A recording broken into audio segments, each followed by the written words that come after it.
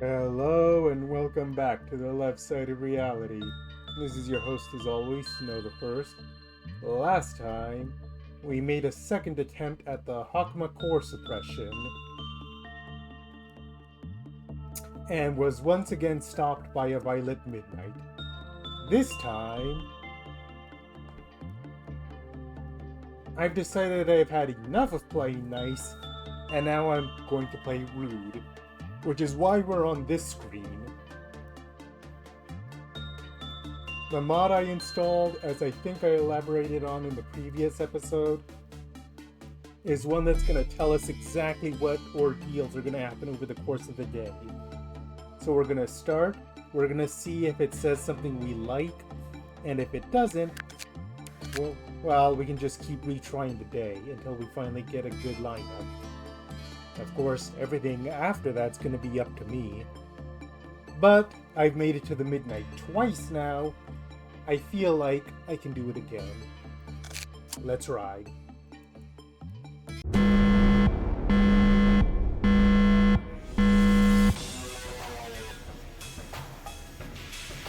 Alright, that's the mod coming into play. According to this, it's nothing but crimsons up until the midnight.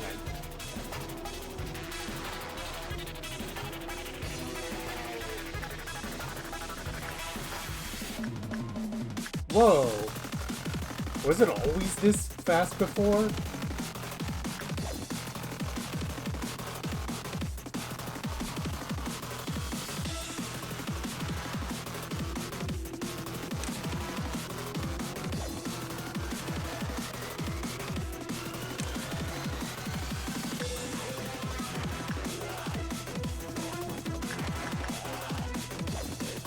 I more mean the speed at which it moves when I pan the camera.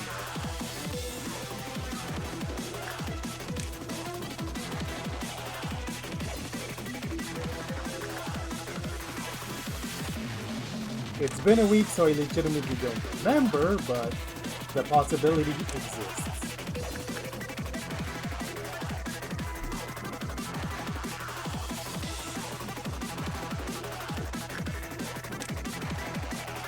Oh right, but this mod is only 1 or 2 weeks of which I will be circumventing the core suppression gameplay mechanics.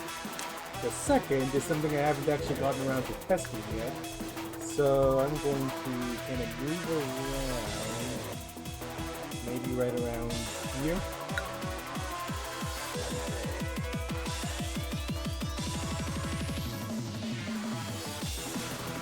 The thing about the escape menu is that it's still a pause. A kind of pseudo pause that isn't as good, but it is a pause. Right here I can actually see a lot of the work cells. Now if I can see meltdowns on them, I haven't entirely seen yet, but it is an option. To basically try and figure out meltdowns without so much time pressure. Now I'm actually not going to use it until the very end, but like I said, I've decided to officially stop playing dice. I am so sick of being in this core suppression.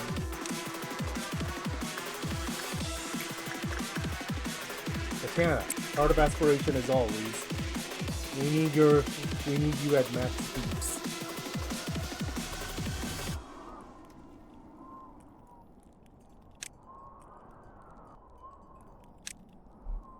Okay, today's drink of the day is a tall can of Arizona iced tea. Mucho mango. Cheers, everyone. Today we get out of this forsaken hellhole.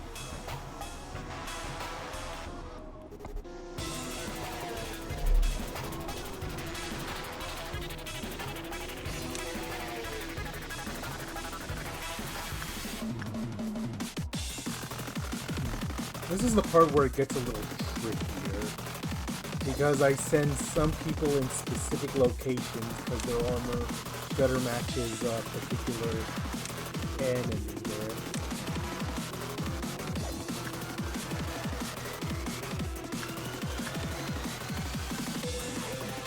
Amelia, you go here. Is there anyone in this area with long-range weapons? You. Down here, then, so you can intercept Clown Town. And is there someone with a Hornet musket around here? To have them be another person that's down there. Just to be sure. Which mod do you need, in particular? That's just Steve, that is overkill.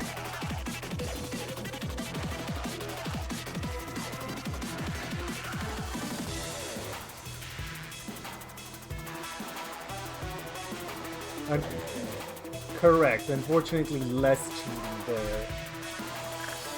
But even the information that we don't have another Forsaken Midnight is good on its own because it means we don't lose the entire day.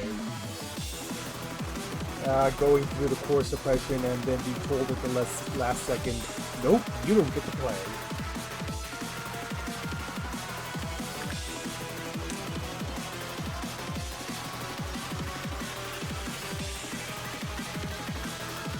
Hang on, I changed my mind about you. You're probably better off up here.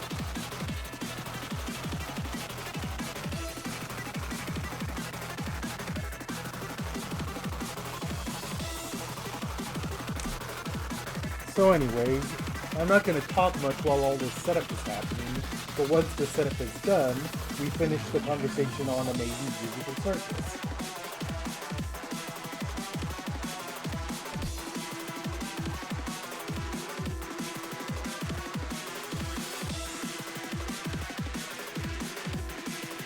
That sword sharpened like tears. That's cool. Do we seriously not have any kind of long-range person around here? Well, I suppose Galena. But Galena I usually have down here for Queen Bee. I need, like, a Spore Wielder, or a Hornet Wielder.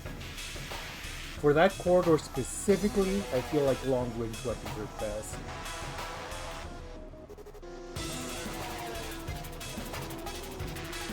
You go here to this hallway. And I guess that leaves Pansy for Scorched Girl over here. Queen of Hatred I don't think it particularly matters.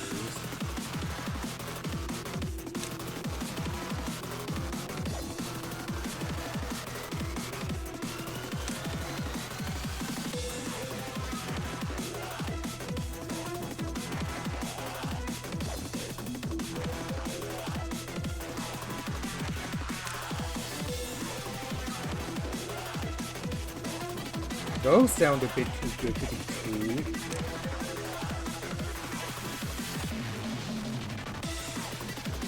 Oh, here's a Hornet Wielder. You go down here then.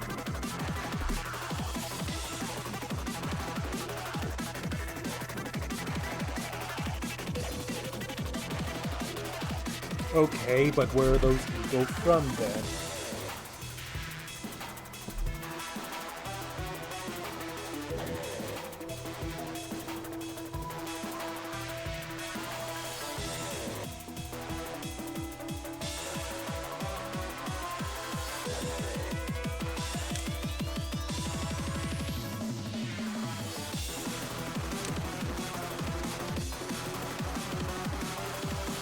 I think that's everyone in at least one hallway to intercept the clown.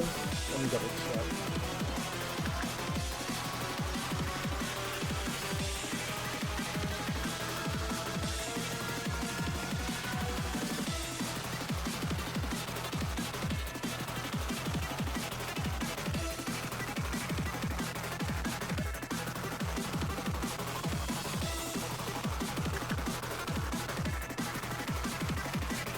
No, we need one in that room, more or less.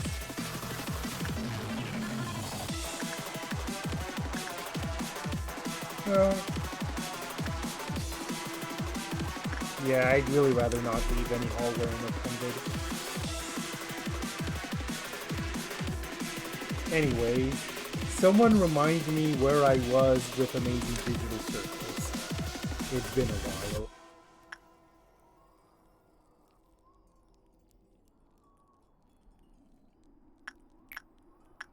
While I begin to get this day moving.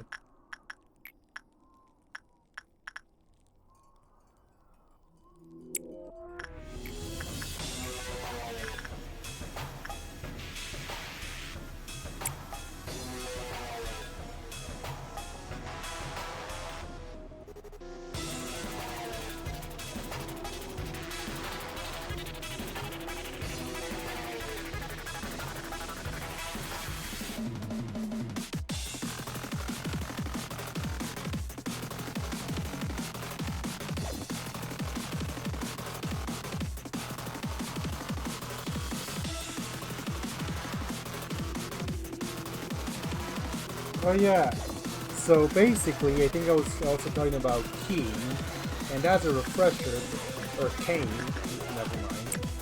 And the thing about Kane is what he wants more than anything is for people to like him, but he cannot accomplish that no matter what. It makes him a tragic character, but at the same time, the fact that he doesn't seem to be aware of all the suffering he causes definitely makes him rather divisive. Now, we discussed previously about the various red flags around Abel as a character, and even the fact that Jack straight up says, yeah, I don't believe this guy. But people might not trust Jax. He's a jerk. One character that people would trust, though, is Kinger. Especially Kinger in Dark Room. Because while Zubel and Gangle are waiting for the plan to kick into motion, Gangle also suggests the idea of, hey, maybe you should go tell Kinger. It's only right. And Zubel decides to go with to tell Kinger, so they go to his fort and tell him, hey, Abel got into contact with us. And Kinger's immediate reaction is, who? Which, like, should set off all the alarm bells.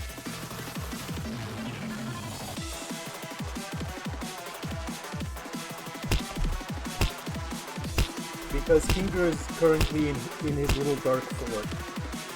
The fact that Kinger has no idea who Abel is, even though he's in a dark room, should just tell people that something very wrong is going here, because Abel claimed they were co-workers.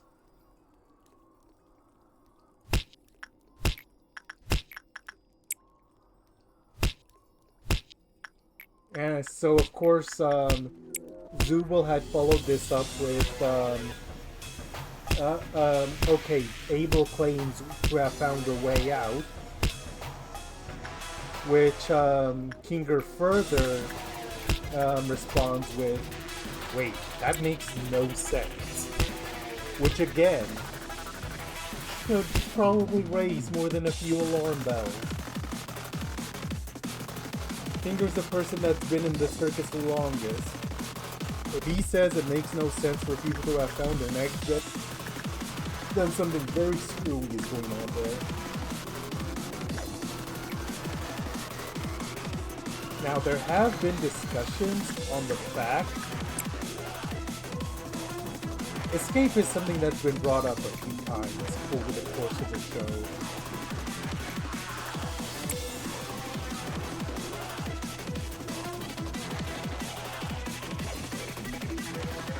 And it was even attempted in the very first episode. But this episode brings up the possibility that there just straight up is no escape, because Kinger has no idea how such a thing would be possible.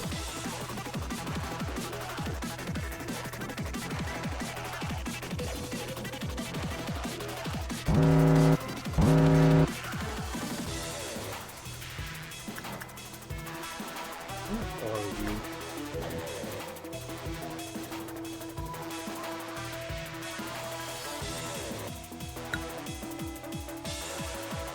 You can see the meltdown bar. Cool.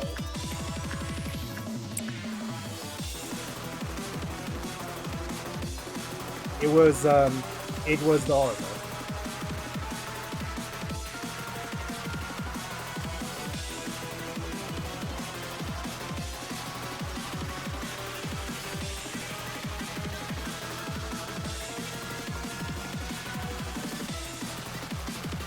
Well, I just confirmed something very important, that you can in fact see the meltdown bars during the escape menu.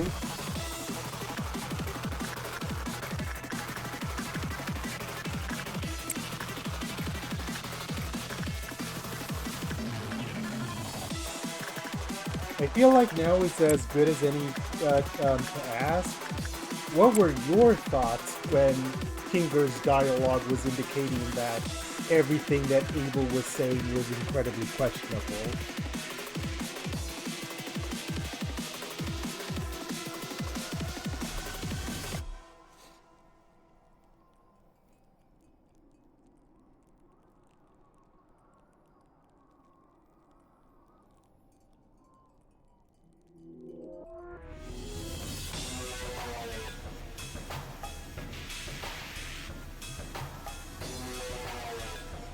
Given end of episode's reveal, one wonders how much of what Abel was saying was a script, and how much might have been real thoughts that were being had. Because Abel seems to have like a legitimate beef with Kinger.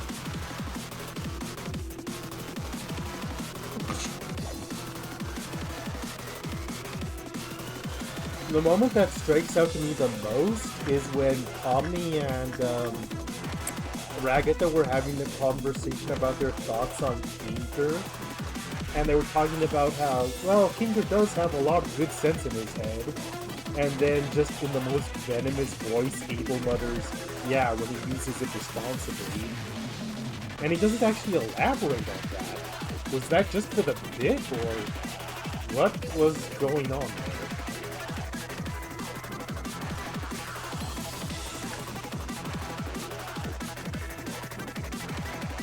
I just realized that in all our talking, we forgot to kill Clerks for Queen of Hatred.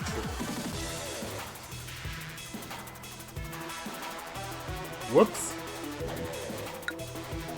Do we immediately retry, or do we try a kill after?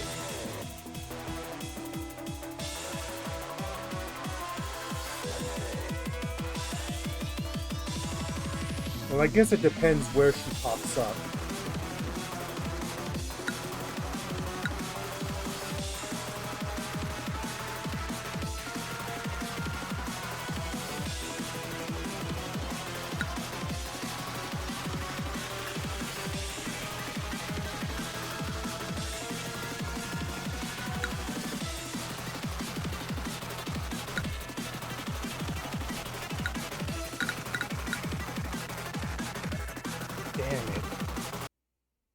How did we manage to forget the first thing that we need to do in a given day? How did it just completely slip my mind?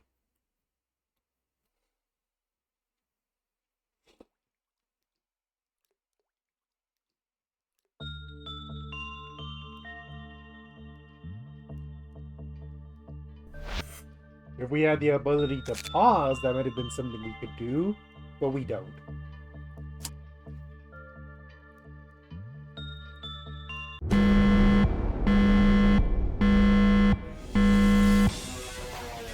Two greens and two ambers. Is that something good to run with, or should we re-roll?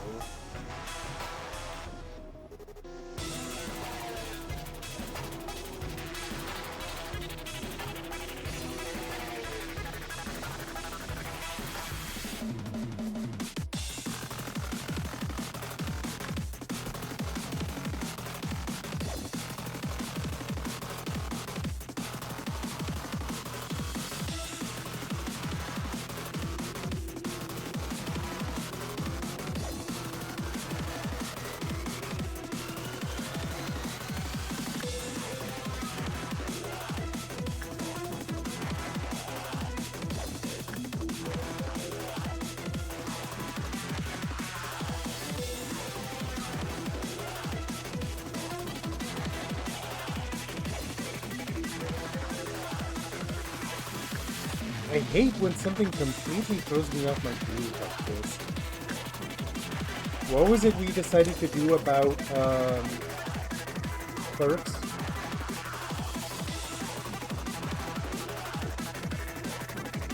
Like, which clerk is first on the extermination order?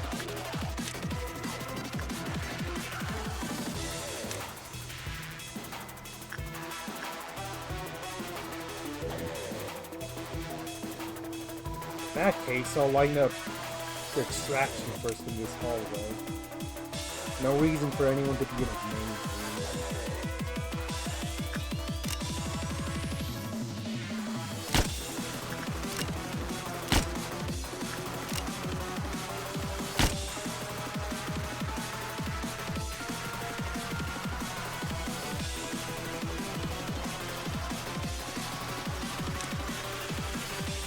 That actually wasn't a half-bad build-up, too. It was completely thrown away because I wasn't thinking straight.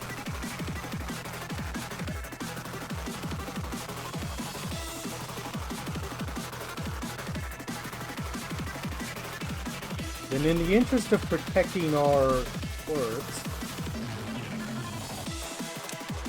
anyone who's not babysitting a cell, be somewhere where the robots could spawn. No one here should be dying to a, you know what? Rose, instead of taking care of skin prophecy, stay here. Feel like you need to hear more right now.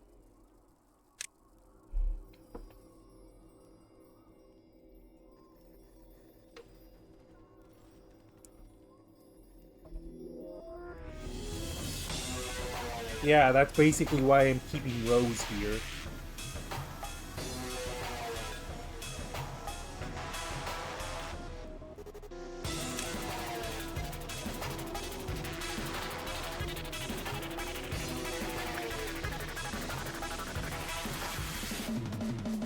I would say, Summer, you deal with Queenie then. You go up here.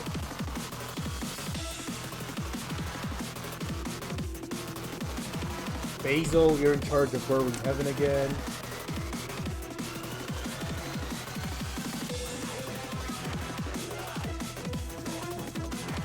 You can be in charge of Yin.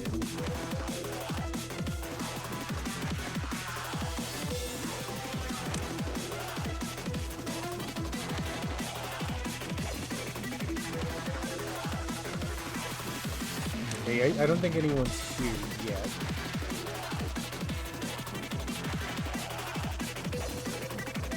Right, you need to send people downstairs too. Who are the people I sent downstairs?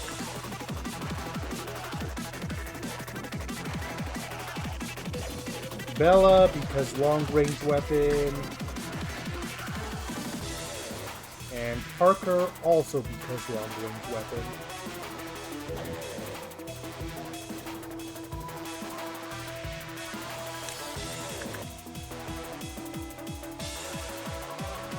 Oh right, I had someone with red resistance, red resistant armor looking after the Queen Bee. That can be Galena then. We have enough agents here. Still gotta treat this as a normal day when possible.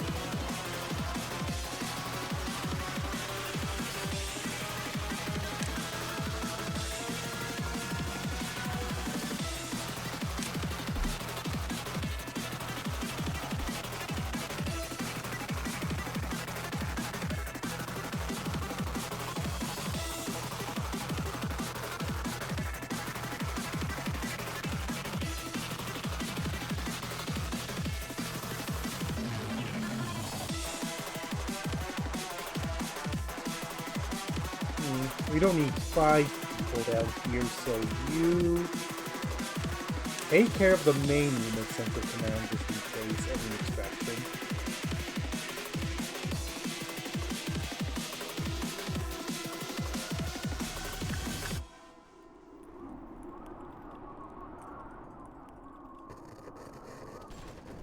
Part of aspiration, right.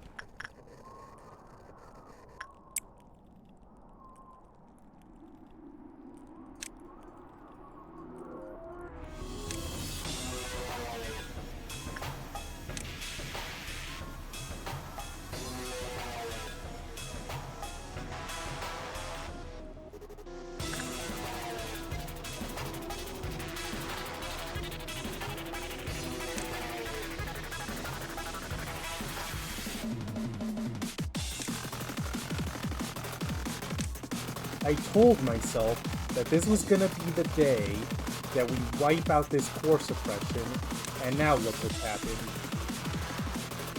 I suppose it just figures that Hokma's not gonna let go until the bitter end.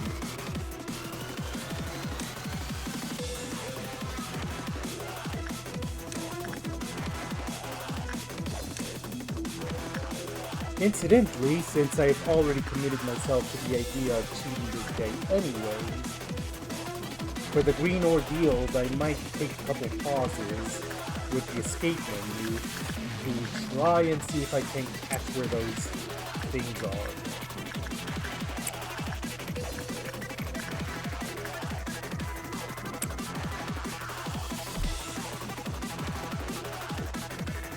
Okay, we lost half an hour to that, but it might still be fine.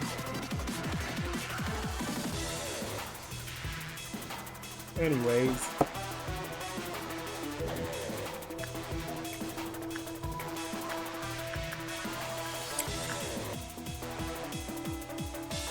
So basically, Jack says perhaps the most understandable thing he said ever when he finally gets back, which is never asking you to do anything again. Because his job had been to reach right into Kane's mouth and extract the key.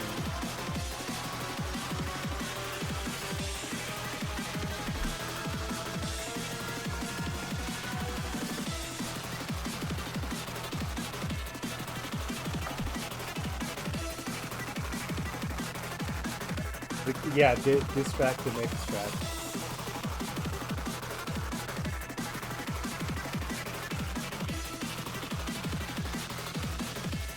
Anyways, Omni then hands out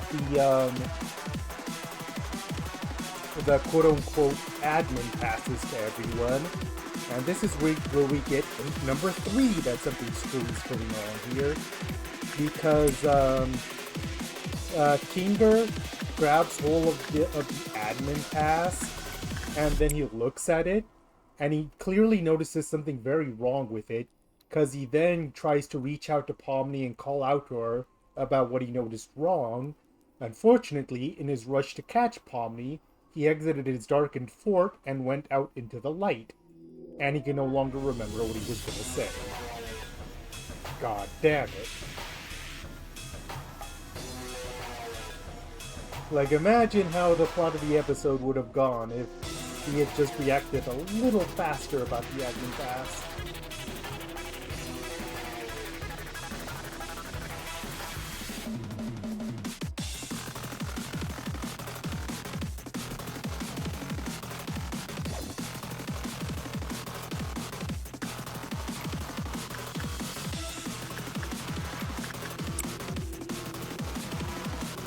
Not quite what I expected to have happened, but you know what, whatever.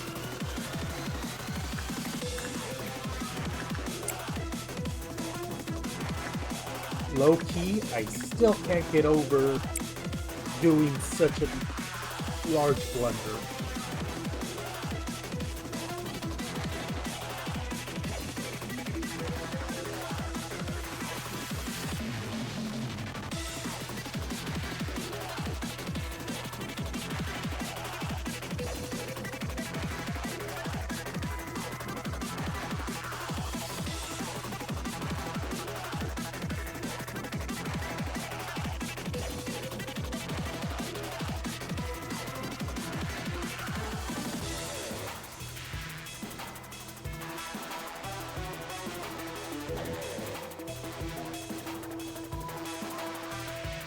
And once we get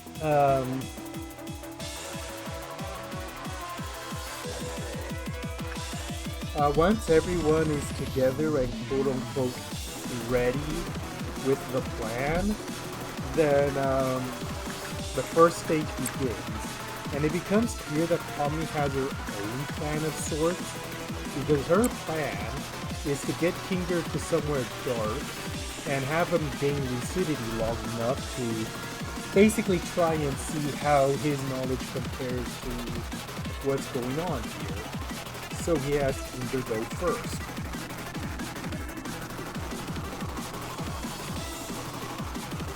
Although in the process, Tommy discovers something herself.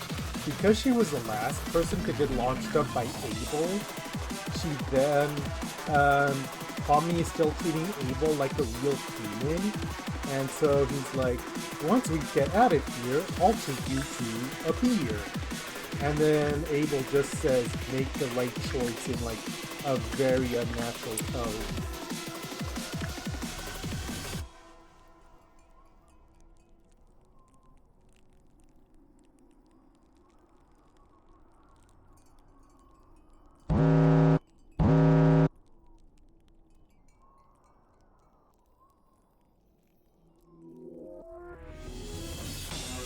The music box. That just needs a couple seconds of play.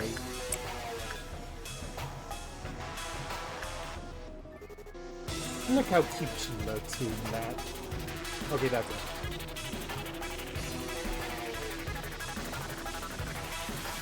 Now the thing is, despite the various suspicious points of Abel, the plan does seem to go off without a hitch.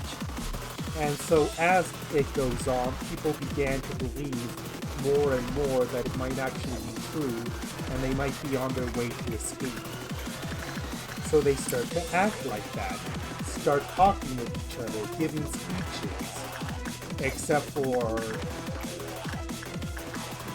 for Jax, because he's kind of antisocial like that. Although something of note is that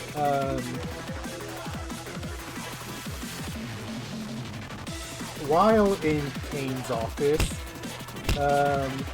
there are a bunch of snow globes with a bunch of previous adventures and other adventures that no one has ever seen.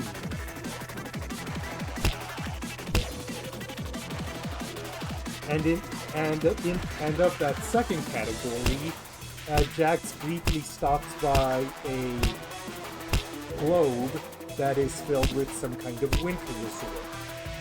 What significance that this has to him, we don't know, because he doesn't say. He's kind of very bad about sharing. Oh, before I forget, cleaning.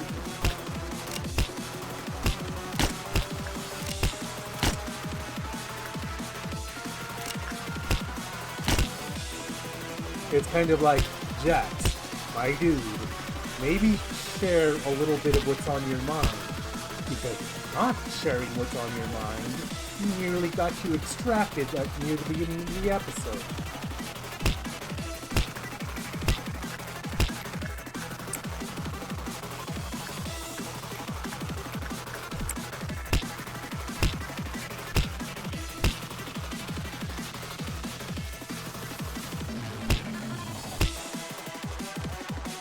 But a particular note in the character interactions of this segment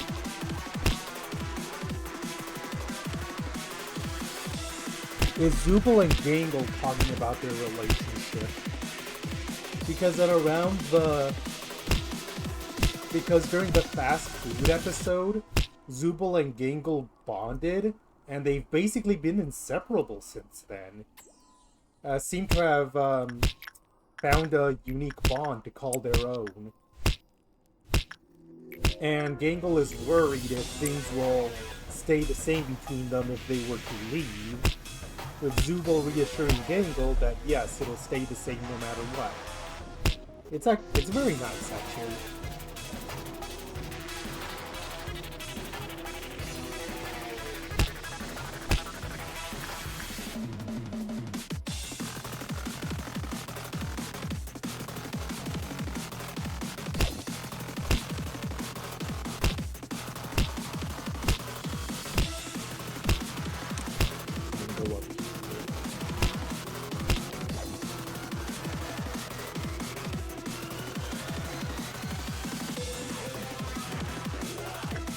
Well, I guess the good news about this core suppression is that I basically got it down like clockwork at this point.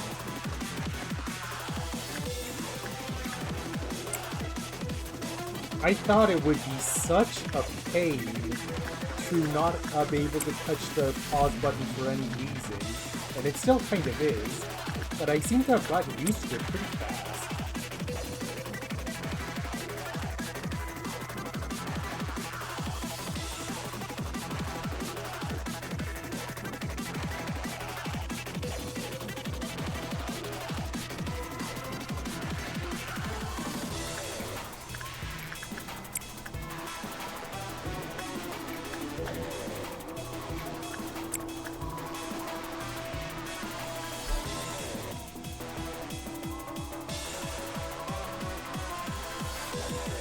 I'm gonna take a sip of water, and then hopefully all our preparations for this dawn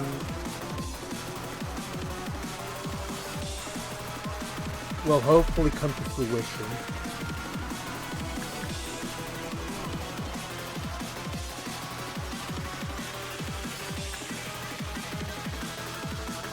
Should I just do like a giant general sweep of the map? See where the red pops up? Or at least as much as possible.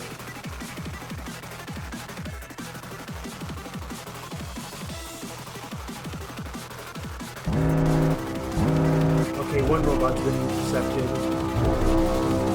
Another hasn't. Get it.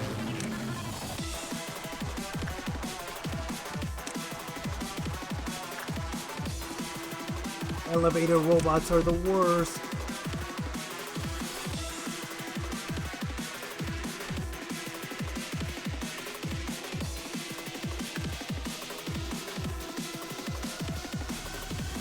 Okay, quick pause.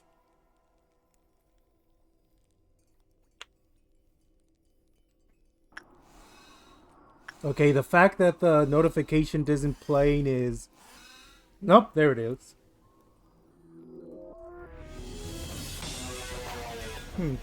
If we lost any clerks, it wasn't near enough for Big Bird to get upset. So it looks like we got that done pretty fast. In fact, maybe it's possible that no clerks died at all. Which would be nice.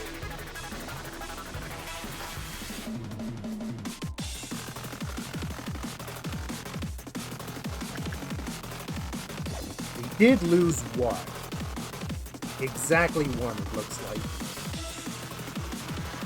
Because it was an elevator one.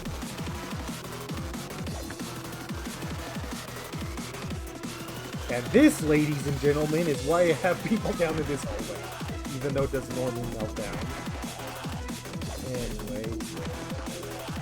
It looks like that was the only clerk to die, so... 2 more to kill.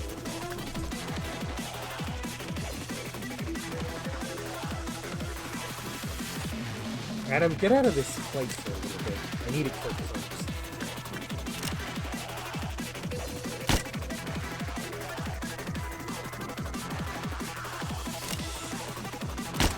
Okay, that's everything that's there. The problem's gonna be the green dawn, or green moon, because it's significantly more PvP. Wait, I only needed to kill 2 anyways, because we have a single hit clerk.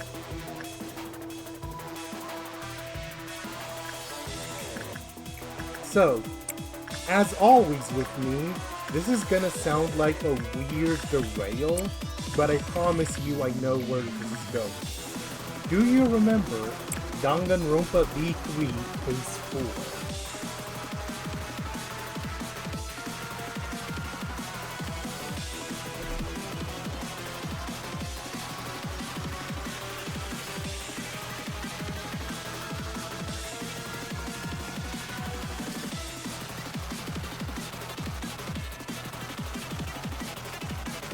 Even to this day, there is some argument and debate about how much we should hold Gonta responsible for killing Miu, and how much responsibility should be assigned to Kokichi for manipulating events for this to occur. Now, I've always been of the particular opinion that Kokichi should bear more responsibility, because he really did basically put this entire case on rails, so everything would happen more or less exactly how he wanted. The one thing that didn't seem to have gone to plan is, perhaps unsurprisingly, something he had no real way of predicting. But that's besides the point. The point of contention is, people say that Gonta still made the decision and went through the action of committing murder at the end of the day, and other people say that he wouldn't have been in this position if Kokichi had not put it there. Now, how does this relate to Digital Circus? Let me set up the scene. once the characters reach the central command, we get a button prompt. We get a prompt on the screen with 2 colored buttons and 2 choices. The red button will keep everyone in the circus. Basically keep things exactly how it was. While the blue button will shut down the program and free all the players.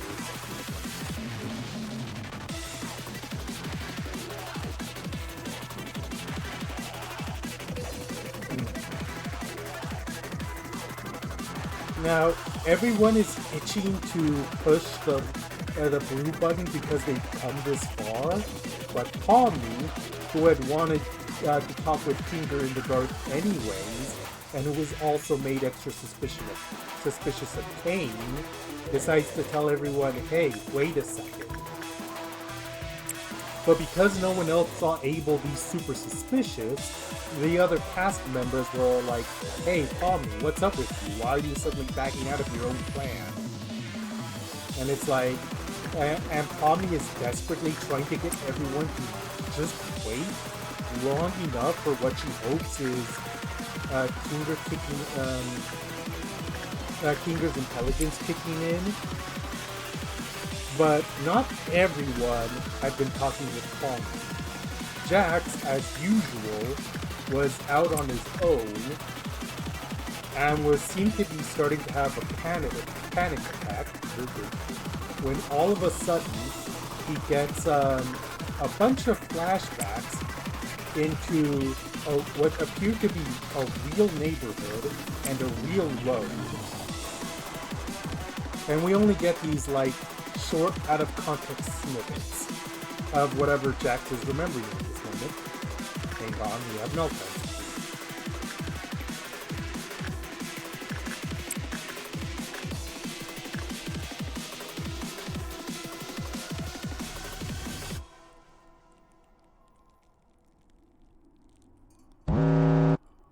Oh, that is a bad time for that to happen.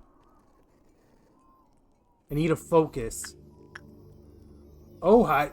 You were one of the people I cannot afford to have meltdown. Bathtub and Skullbro are the other two. That is fine by me. I'm gonna do them just to not have them lose energy, but this wasn't a big deal. How are you doing? Okay, you're doing fine.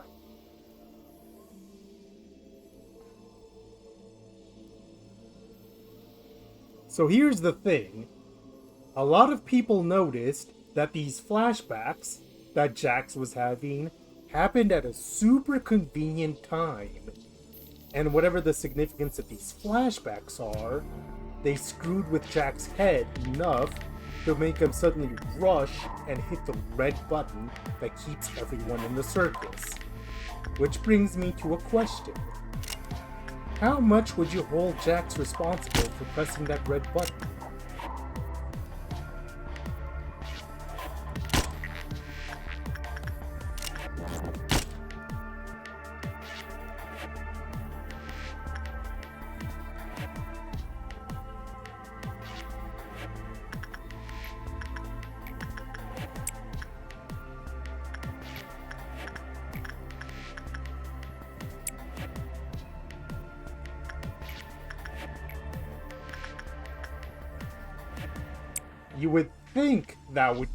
You would think that the flashbacks aren't intentionally caused. But the thing is, we don't know.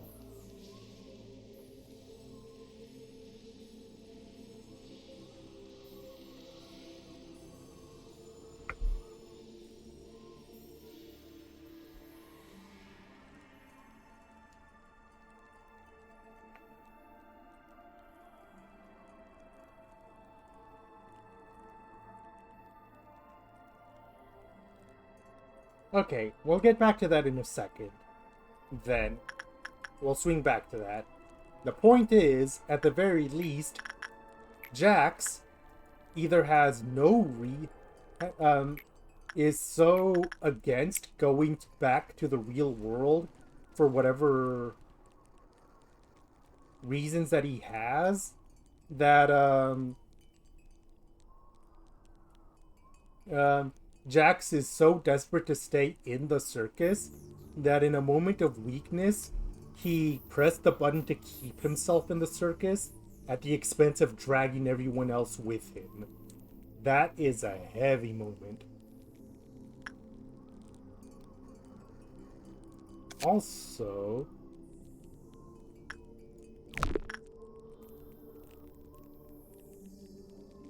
what was the last work I did on punishing? Judgment. It was insight. I did what I always did.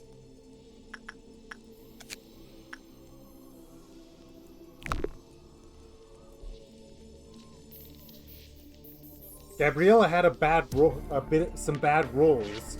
She got a normal, and the Clyfoth lowered on judgment. That is, I hate that. I hate that a lot.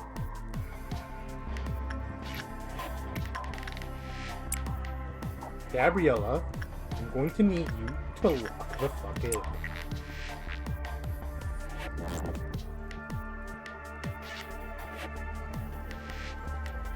Yes, I can only guess that Gabriella rolled a normal, and then that triggered the effect of lowering one, because it does say, when the work result was normal, Clyfoth lowered with a normal probability. And okay, this is the insight work I did right now.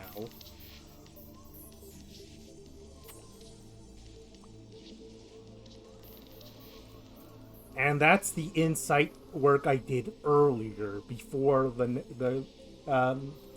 previously. Literally just bad luck, it looks like.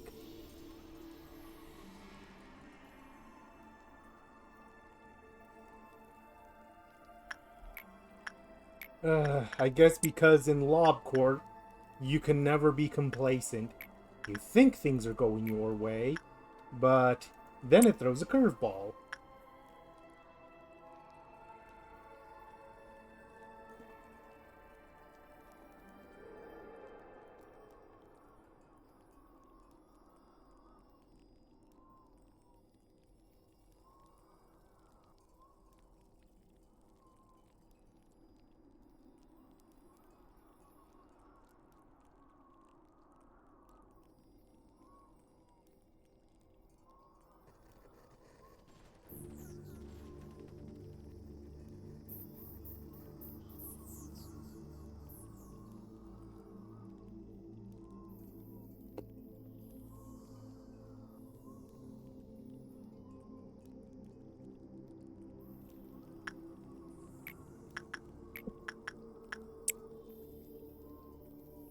I'm actually not gonna talk again for a hot minute, because we have a noon to prepare for.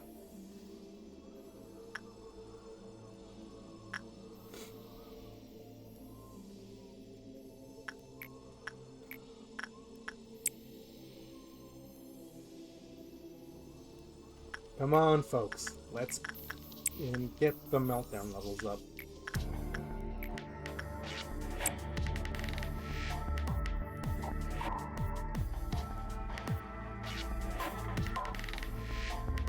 No, not a clue.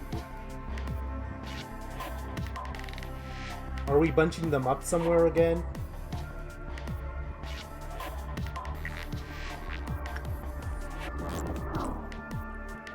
Okay, the red agents are basically gonna be the Heaven and Discord wielders.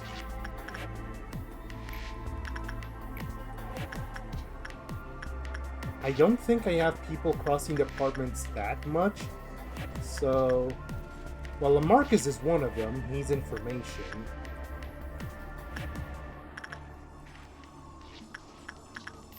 Training team. You're... Okay, 2 of them are here in training. One's in safety.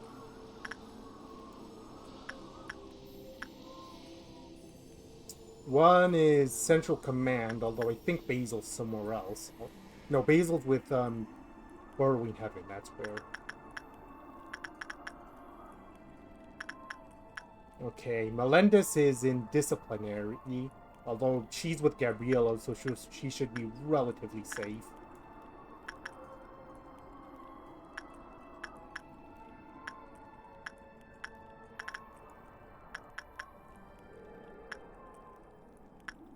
I think that's all of them, actually. Yeah, that's all of them. Okay, so most of them are in the upper layer, with the rest of them being with a couple in Central Command. Anything in particular you want me to do with the Red Week people before we kick things off?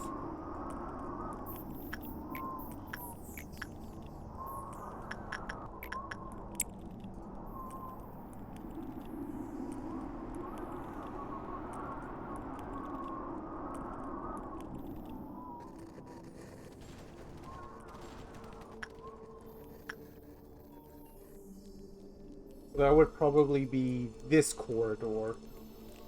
This elevator.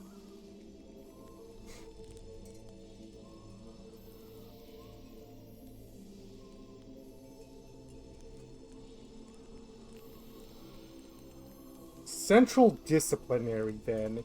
Because that's guarded on 2 sides.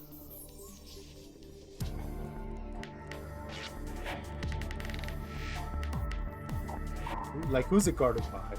It's guarded by Summer, and it's guarded by...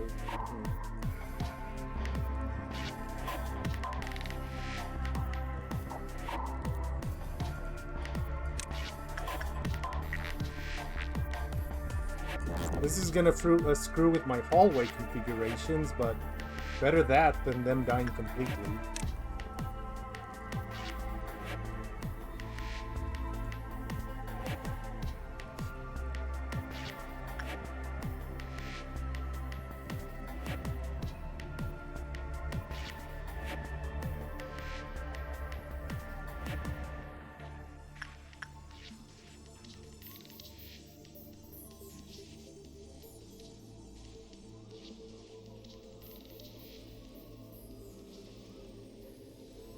I think that's everything in the middle layer. It's just the upper layer ones left.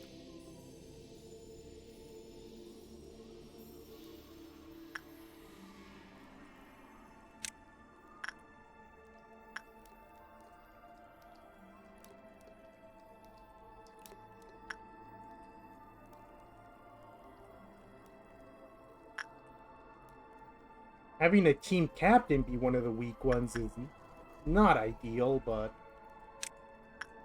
it's the best suit we have for him at the moment.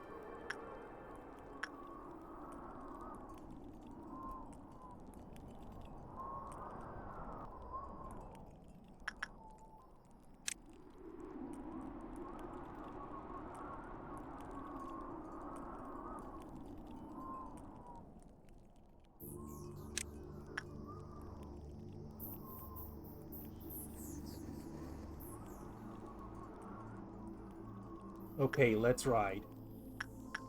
Or wait just a little longer for them to get there.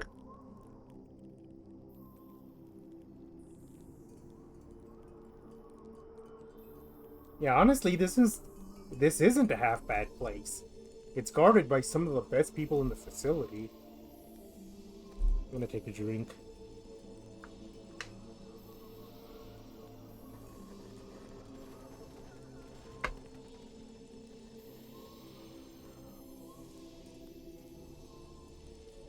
Okay, that should be all of them.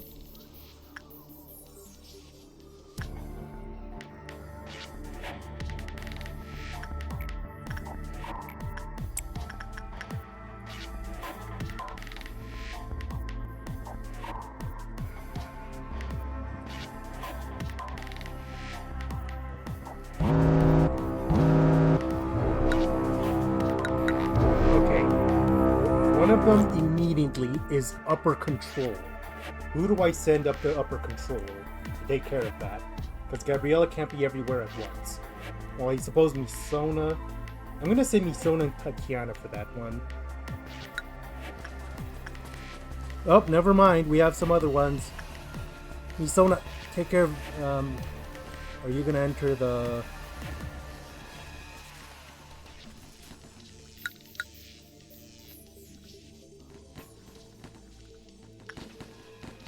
I think one might have gotten stuck in a door. No, there it is.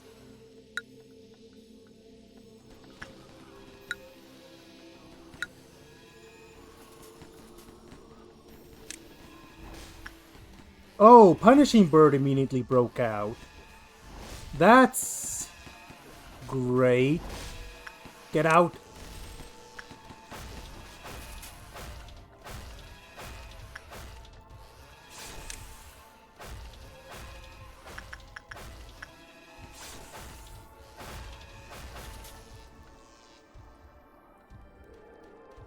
Hang on.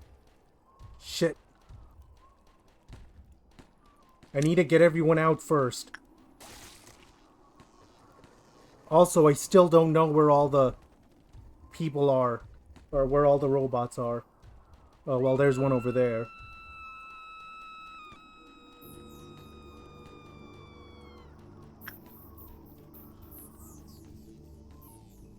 No one's dead yet, which is the good news.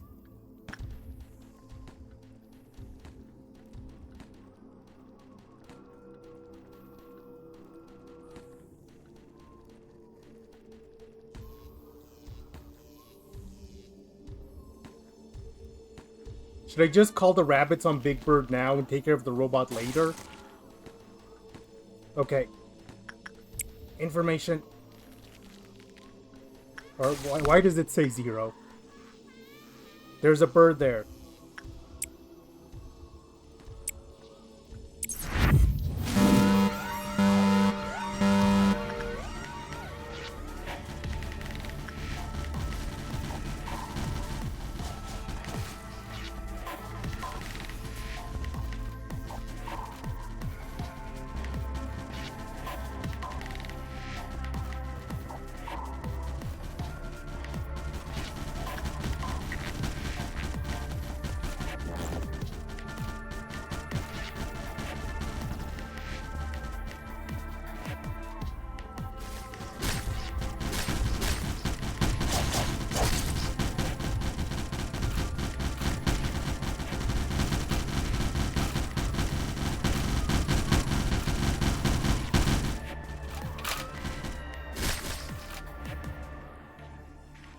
Okay, the bad news is that we used up our rabbit for the day, so if it breaks out again during the amber dusk, we have no...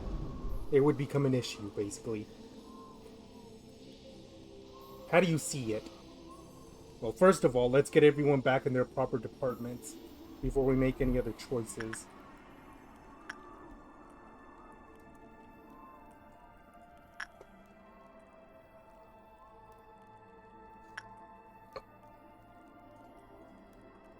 Would it be good enough to, would it be good enough for the midnight, after midnight point to not be a problem? Is the question.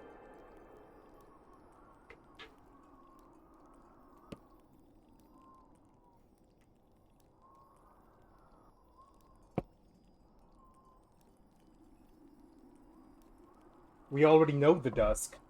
It's amber.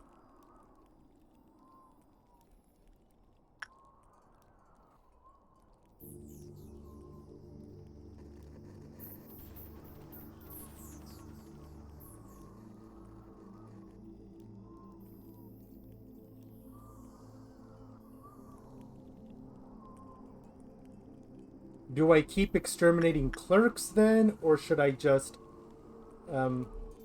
Okay, just stop for now. We did lose a shit ton of clerks during all that.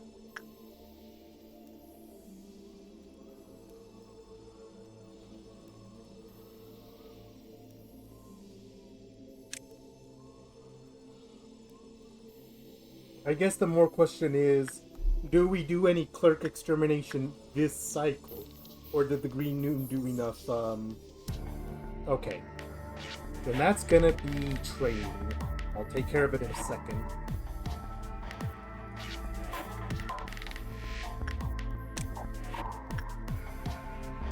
There's something to be said about how I've used the rabbits more times this core suppression than I've done it for the entire game.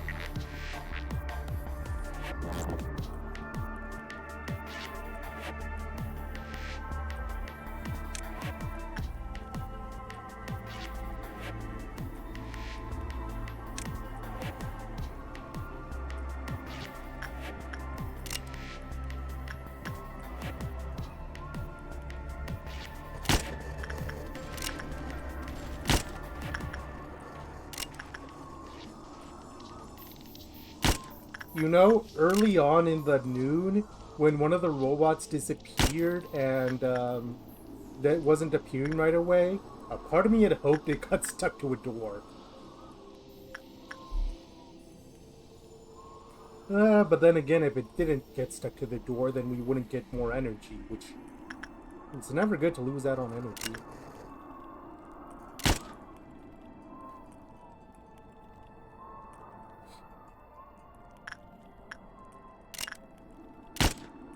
Okay, that's everything in training. That took 6 bullets.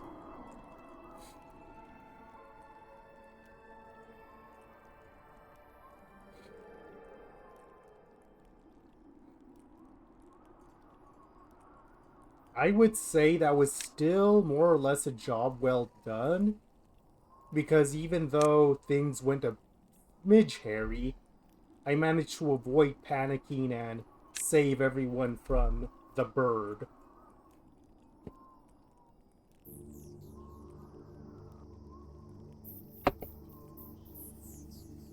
Let's have some exact numbers here.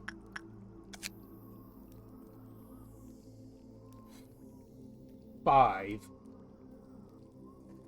So it takes 25 clerk deaths to trigger him.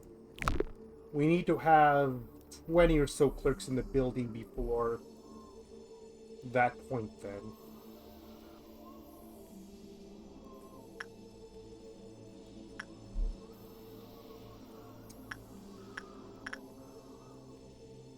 I know. I do know that the counter is... yeah.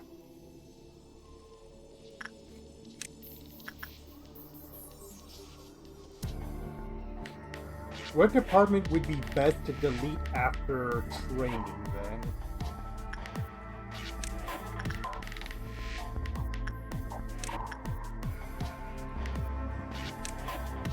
We already did extraction. At least I'm pretty sure we did. We did extraction early on. Safety got wiped out by the noon. And now, training's out. Training and information. Welfare looks like it's almost done. Yeah. We want to keep Central Command for as long as possible.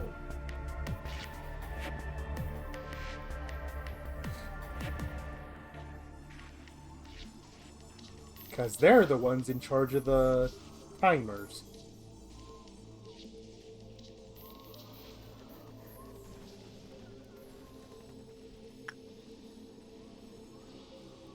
Okay, I don't think I moved anyone down here. It was all upstairs stuff.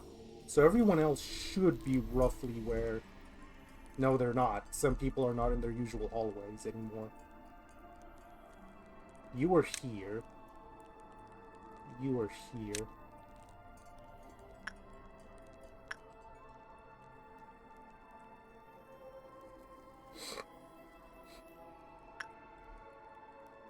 Okay, so leave control alone, and that'll leave Central Command and Disciplinary.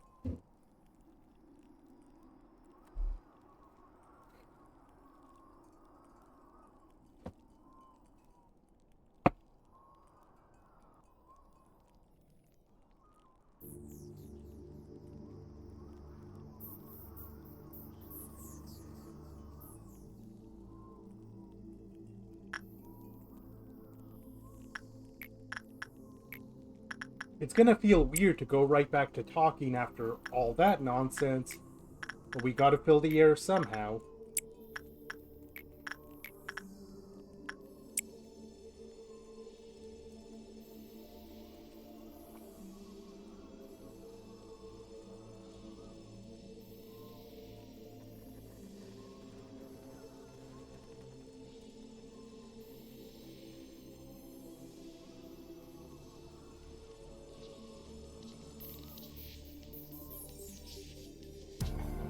I feel like it does say everything about just how fast that Green Moon chews through clerks, that it feels like barely 5 seconds had passed and Big Bird had already broken out.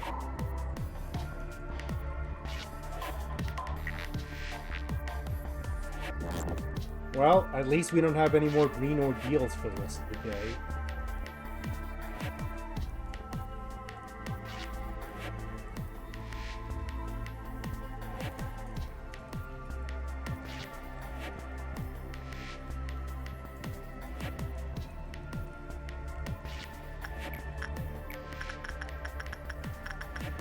Back to Amazing Digital Circus.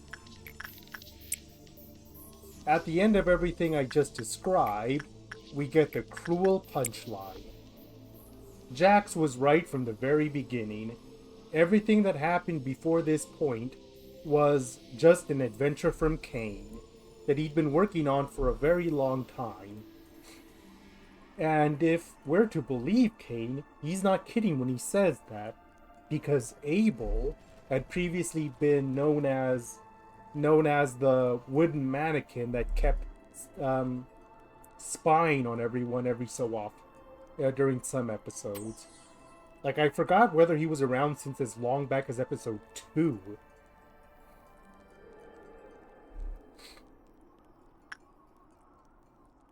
And it's also, like, perhaps the most rude thing that Abel basically did exactly what he was supposed to. He did everything right, and his quote-unquote reward was just to get deleted by Kane for being too smart. Like, what the hell? Kane may have been part of this, Abel may have been part of this manipulation, but having him just so mercilessly deleted for doing everything right just kind of feels extra cruel.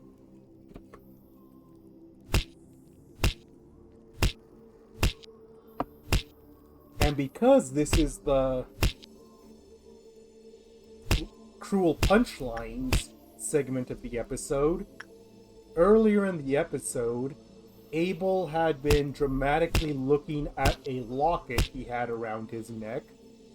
And after he got deleted, he dropped the locket to reveal that what was inside was nothing but a picture of a hot dog, to really hammer in the fact that it was all fake.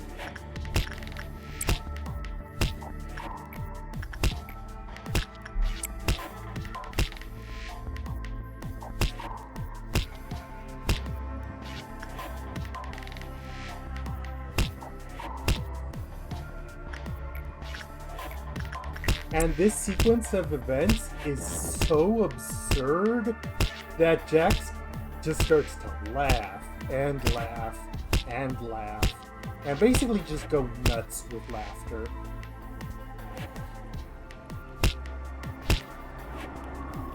Because who could blame him at this point? What else would you do in this situation except laugh?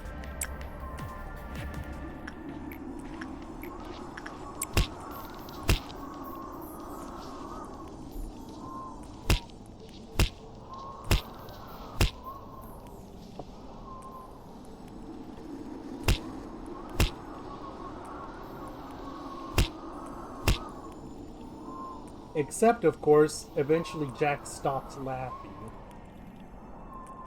and gets furious instead. And this is where we swing back to what we talked about earlier, except also not, because we have some meltdowns to address first.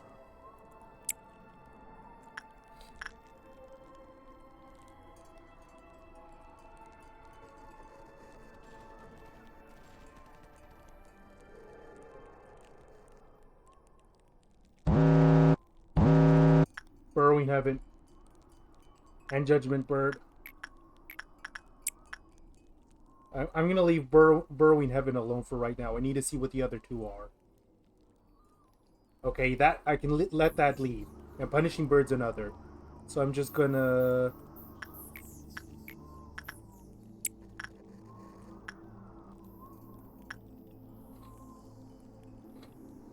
Hey, look! No dusk yet.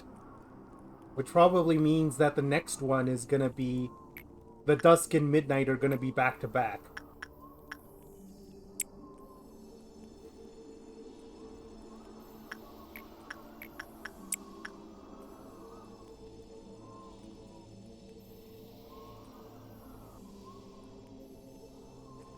Look at that! We managed to get all the meltdowns. Even with Burrowing Heaven being one of them.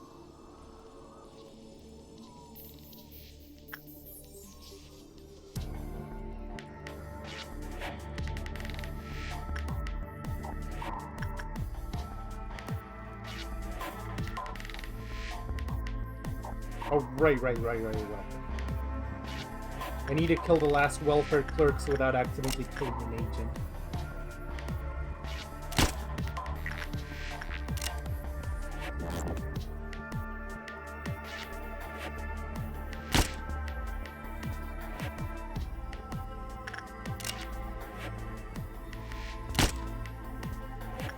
That's not everyone in welfare yet.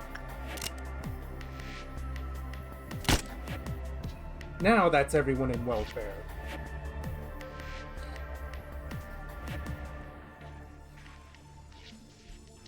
Exterminating disciplinary isn't going to be great because I kind of feel like we need the boost to the ego weapons, but needs must.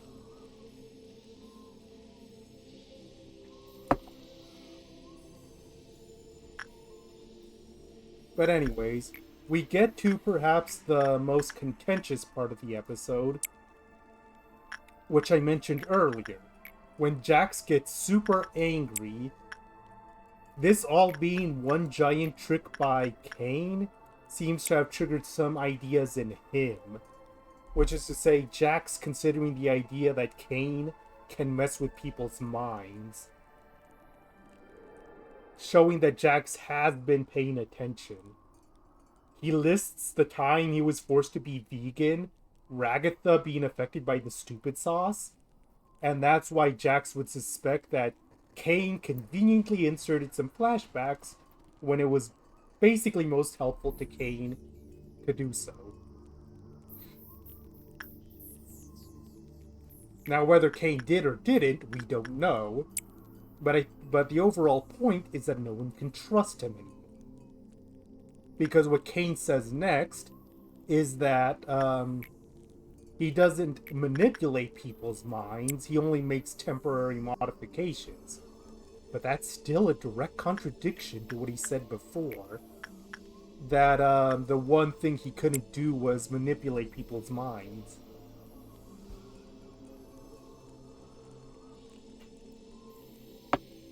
On top of which, when Kane says that he can only make temporary modifications, this makes Keeger think of someone. Scratch, the first abstraction. And Kane denies having to do anything. Kane denies being involved with this, but Kane's tone certainly doesn't help his case.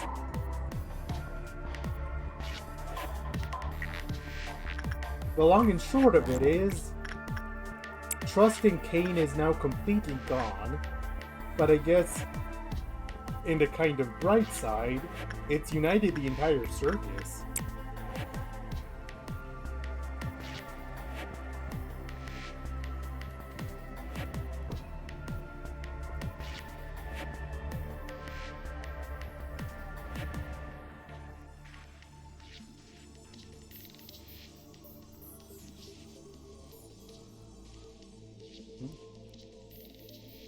Everything has been in normal speed for right now.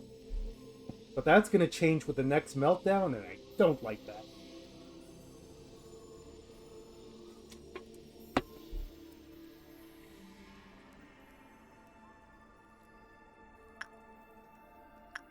Yeah, people do have to ask him, by the way, what was up with how fast you were willing to press the trap everyone button?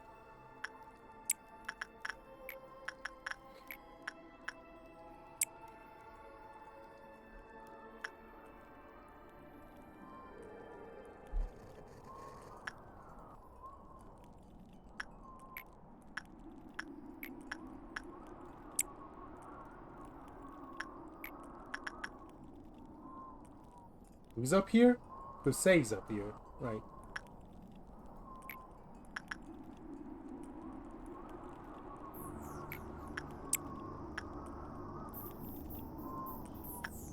Please don't break out right now. I need you in your cage.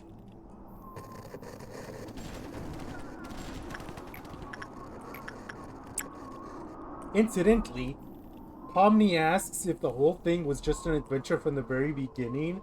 What would have happened if they pressed the blue button that was supposed to free everyone? And Kane says that he didn't think anyone would press it, so he just left it to Bubble. And Bubble says it would have taken everyone to Shrimp Town. What the heck that even means? Who even knows anymore?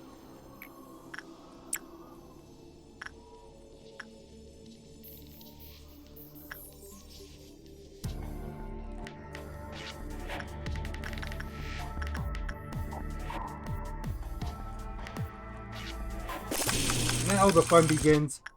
Burrowing Heaven again? Why?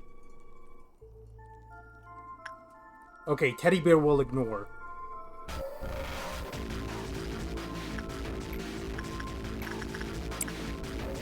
The mirror will ignore. You, we can't ignore.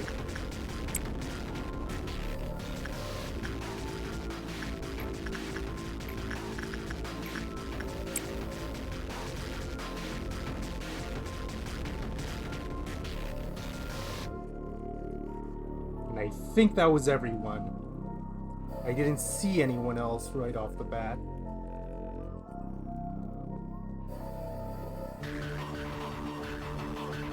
Okay, just a smidge of lost energy, but no breakouts.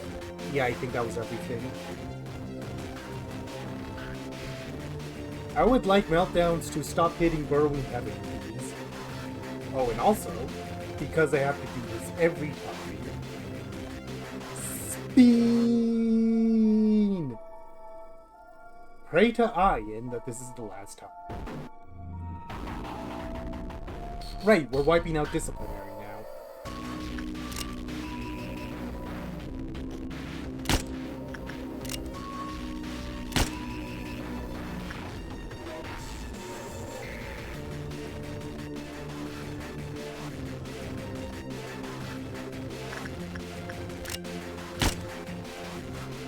Could you go into a hallway for a bit so I have a clear shot of the clerks? Or will the clerks just start staying in the hallways now? No, they eventually wander through the main rooms. Where are we right now?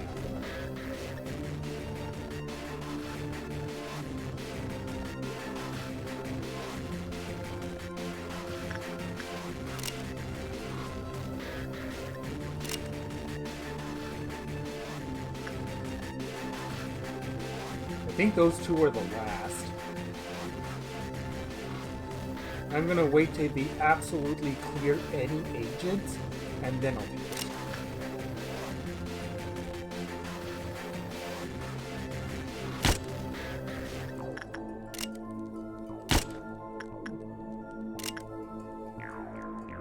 Peekaboo.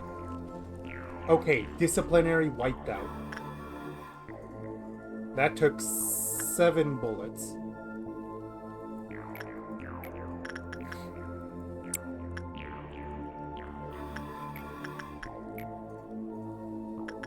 I need to remember who was in what room for the Amber Dusk, so I can put everyone back there when it's time.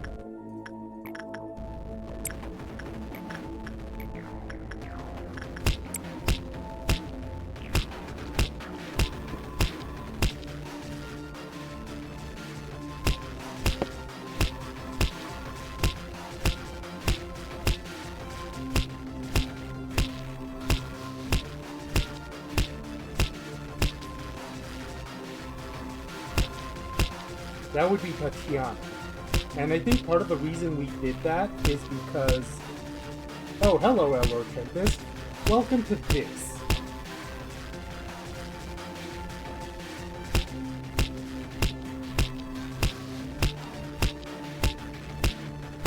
I've tried to do Hokma twice already, and the game decided to be rude to me. So on this specific occasion, I'm being rude right back.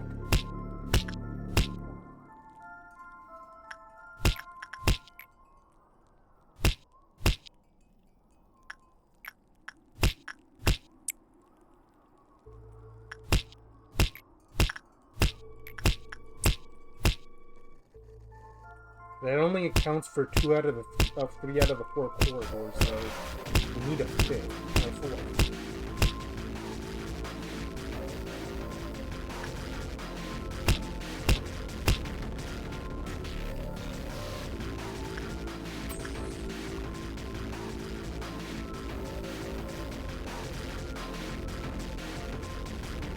we're at 7. Okay, so the dusk is 7. The midnight might be 8 or 9.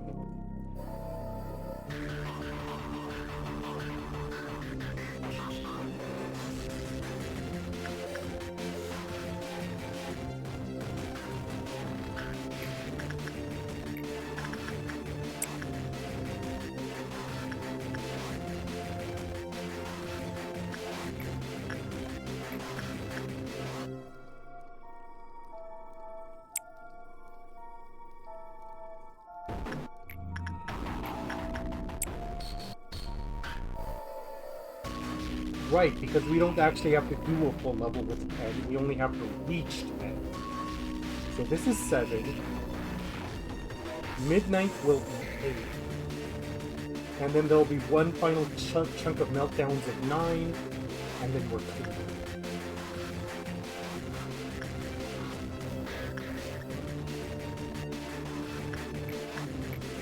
I hope that math is right, because a lot is riding on that moonlight. In that case, I may as well have Tatiana take the blessing, because we're going to need it to the slugs.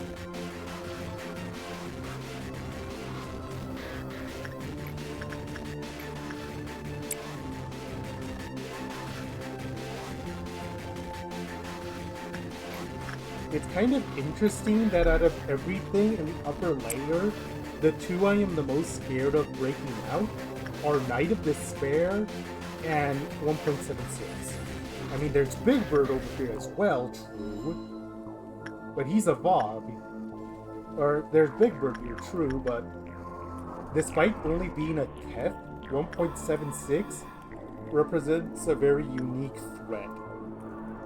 By not being directly dangerous, but by increasing the danger on top of everything else. Is there someone I'm missing from the usual rotation? I did that. Oh, I didn't do these two yet.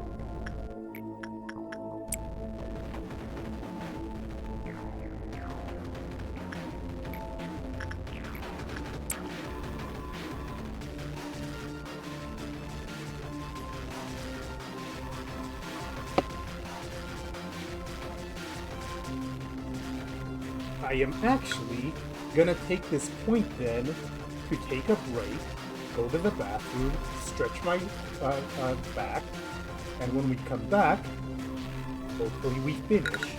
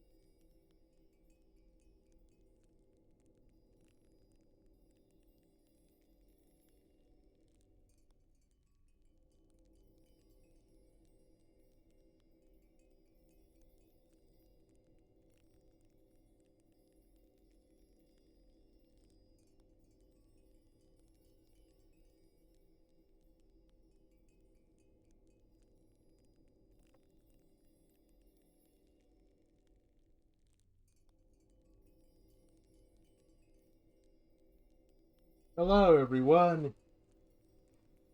It's time to move everyone the hell away.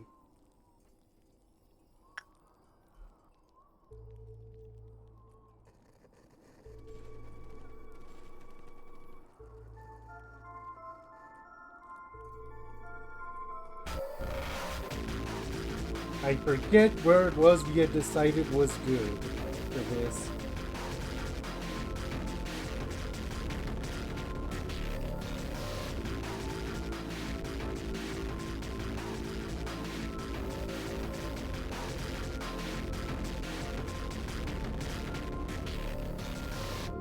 Yeah, I think I'd rather do what worked last time. Just because I don't want to be in a situation where something goes wrong.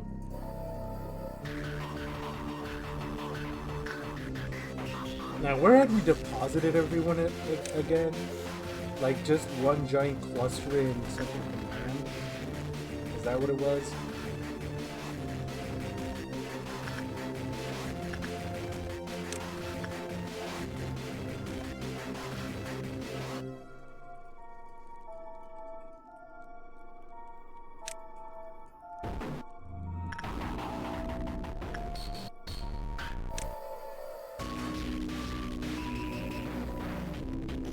Me neither, but maybe if we go through our people one by one, we'll remember.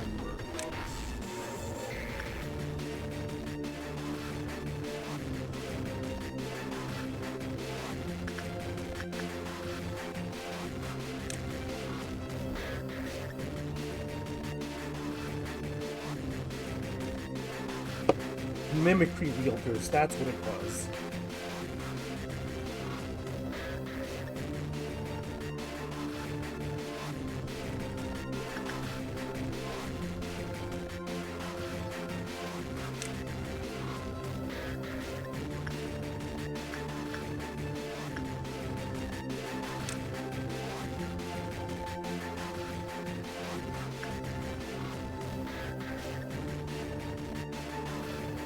Although, now that we are doing this, I'm just reminded that we forgot to move the sound of star off the person that was red weak.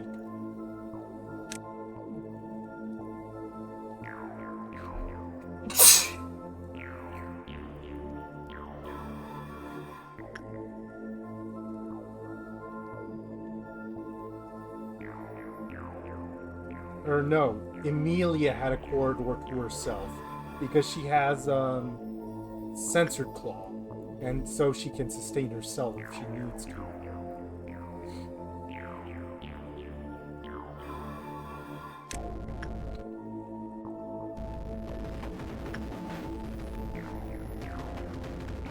So I think it's Emilia, Sound of Star, and the two mimicry wielders can probably support each other just fine.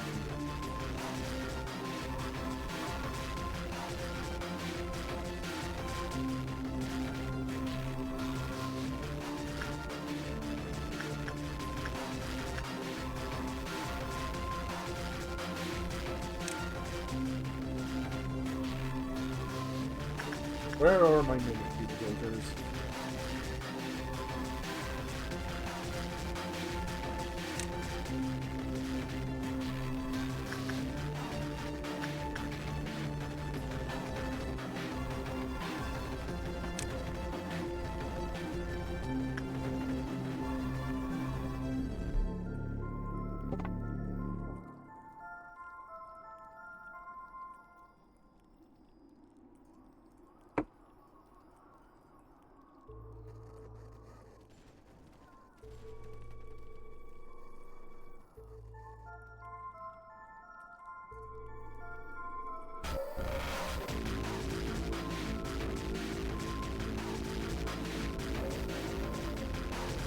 You know what could be a worst case scenario that could befall us? Just thinking out loud. We've often talked about how at the end a meltdown could hit someone problematic. Probably the most problematic person it could hit would be Queen of Hatred, especially if it's the last cycle when if Queen of Hatred is like distressed from not getting any curve kills. Because there's gonna be no Clerks 2 kill after though. No. Okay. Let's not make any decisions on that yet. Let's just see how things play out.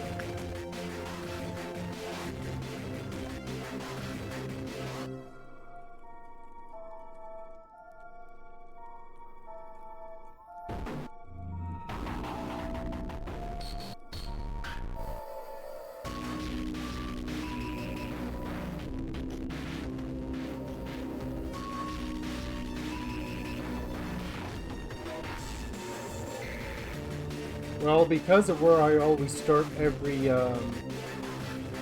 meltdown, I should hopefully be able to grab the wolf should it come down to it, but we'll see.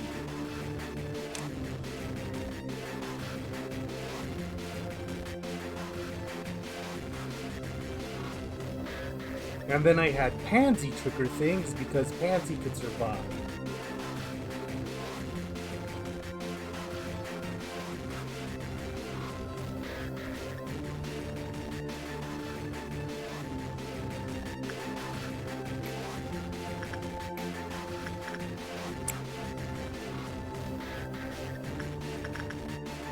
Need to get some red shields ready.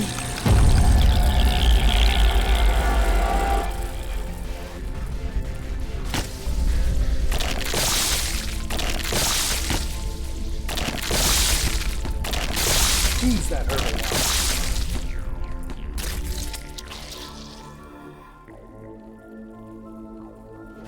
lot. Melendez? I must have forgotten about her somewhere. You know what? That's fine. She had Heaven, I believe. Heaven and Exuve. Exuve we can get back. And Heaven as well. So we'll just run it for right now. I don't know what happened. I guess I must have missed her in disciplinary. Oh.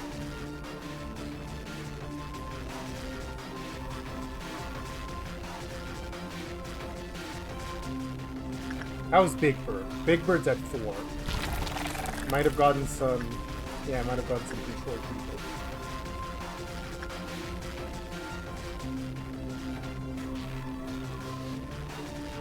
In fact... Hang on. Can we... No, we need 60. We need someone to go down and do work on it. Just reset right after.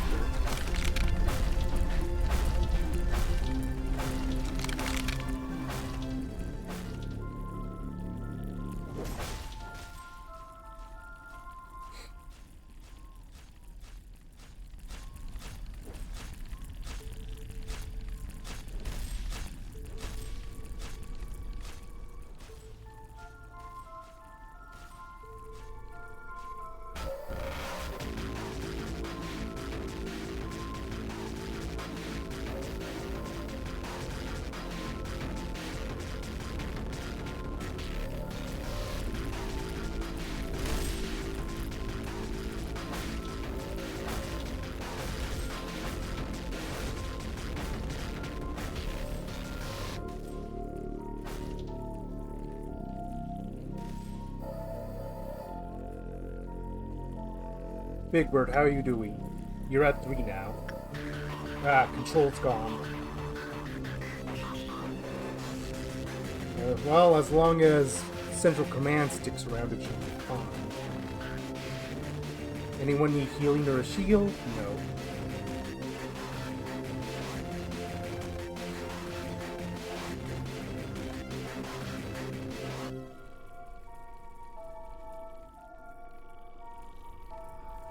At this point, I'm just waiting for them to pop up in one of the kill boxes. Any final thoughts on Amazing Digital Circus while we wait for this?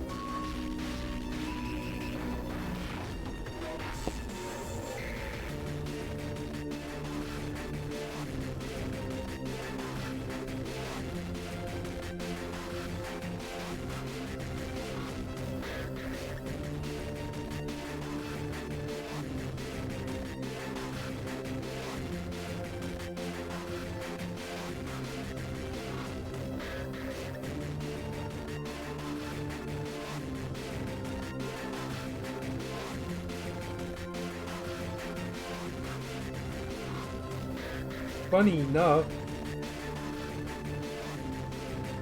I guess the thing that can be kind of controversial about this episode is just how little there was accomplished. Because, as we covered, the whole thing was just a giant adventure by Kate. None of it was real. So it just kind of feels like it's an episode that was 30 minutes long, but felt very short. That it went by very fast.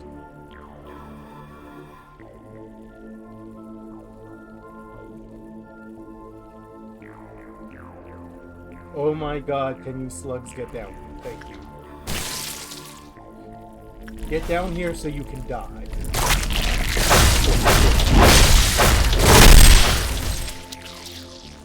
Behold the power of mimicry. I spent a lot of blood, sweat, and tears trying to get those things too. So it better be this good. What even is left at this point? Okay, this group over here. A dusk and some dawns.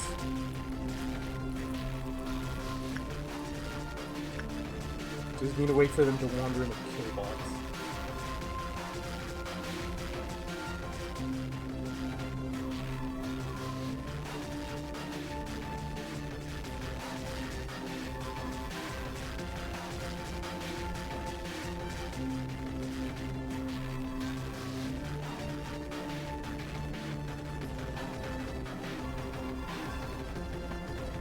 You know what I think? I think after we finish with the dusk, we're not going to return everybody to their stations. We're going to immediately set up for the midnight and just kind of spam works on Kets until we get there. Because we don't need to shoot anything for Queen of Hatred. There are no meltdowns to address. There's no reason for everyone to be back to their stations right now.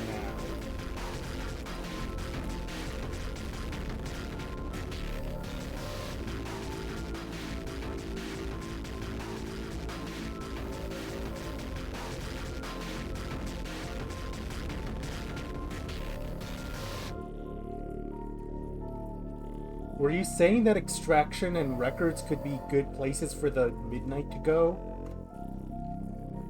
Or, you know what? Maybe if I could pause, I would do it, but right now it's probably better to play safe. It might be better to play safe. We'll see how it goes.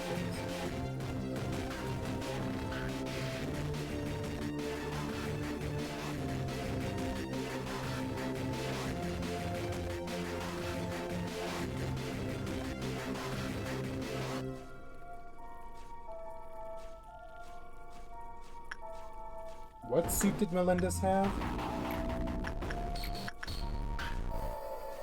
One of the red loot ones, but heaven.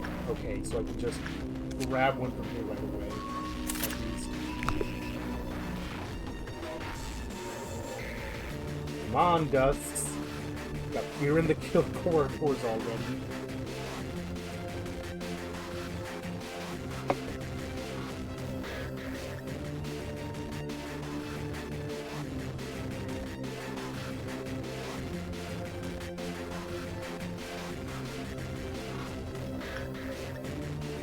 I might still do it the way I did it before, if for no other reason than... No, I'm still trying to decide if it would be good. Now, to replace the Exave, I'm not going to do it today, I'm going to do it on the next day. Basically do a few works on Naked Nest and then do Memory Repo. I would do it today, but I don't want to risk an infection this far in.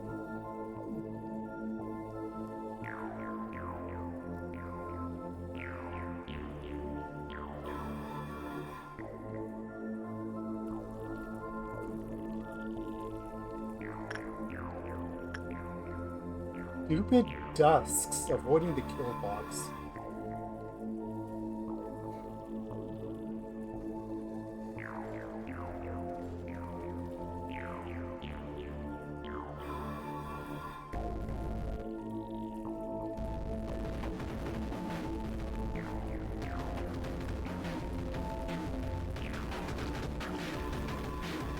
Oh, you're in one of them.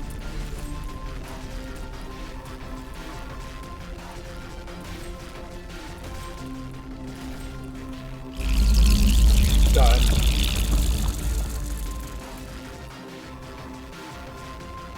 Okay, time to divide everyone into to 4 groups.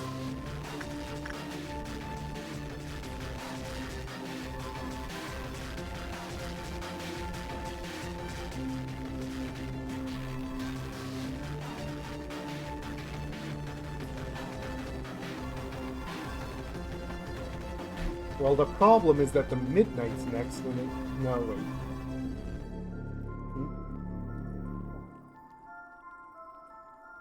I keep forgetting exactly when we need to end these. But there are enough clerks left in Central Command. That is true.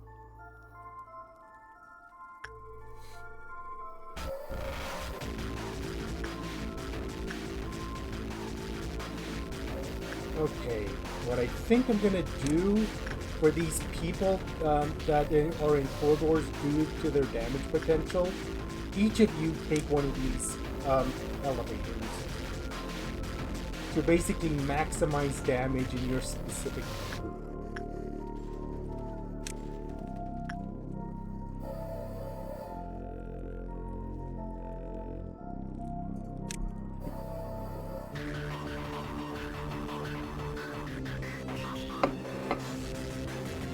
Everyone else, bunch up in one of those elevators.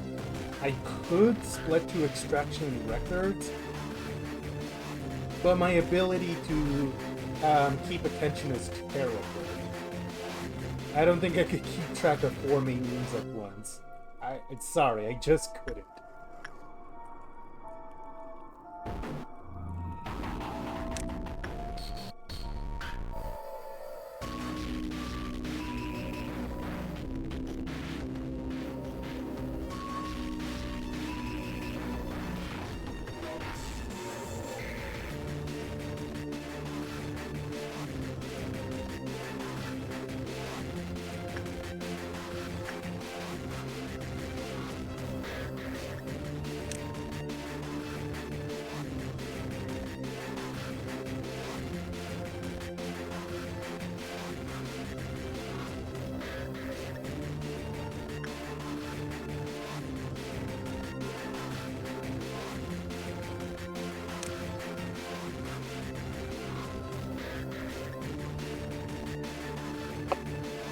Oh, that reminds me. 2 of those works that we're gonna do soon should probably go to Big Bird, now that I think about it. There shouldn't be enough, there shouldn't be enough clerks to upset him into breaking out, right? Like, all that's left is a small handful here in, Central Command.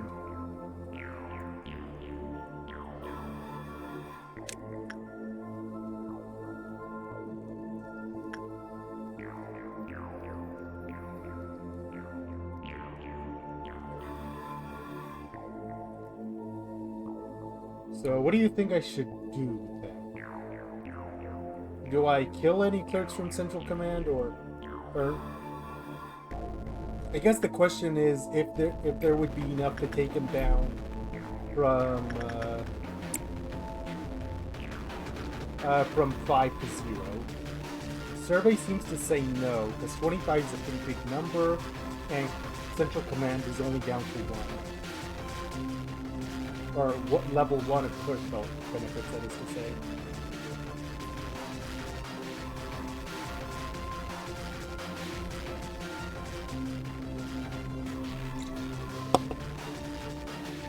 If you have any advice to the contrary, I'd love to hear it, because I want to do everything possible to make sure today doesn't go through. But for now, I'm just going to boost this up to 5.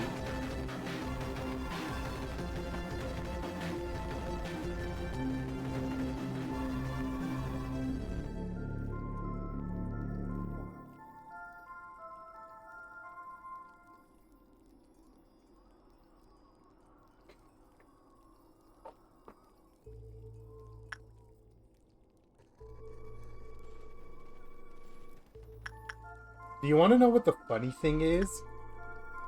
I'm actually halfway comfortable with this being the midnight to do it possibly ×2 speed. Because I think I might have done it at ×2 speed anyways, because it's so tedious. So I might already be low-key used to that.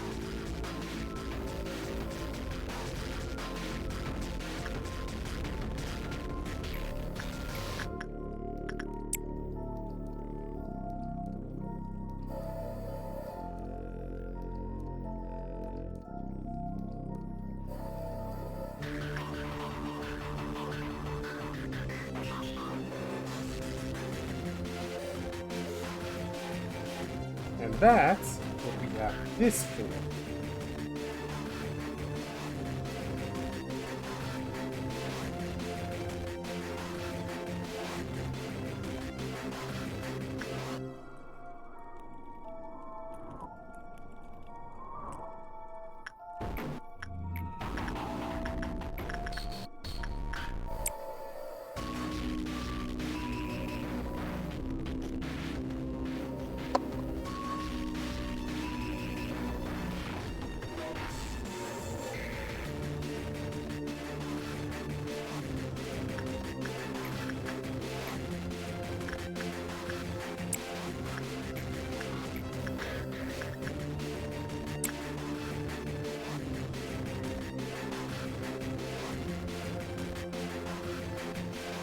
The last level is probably going to be triggered by Misona doing Fragment or Bloodbath, because she could survive something in the hallways. At least I think that's the plan that should be done.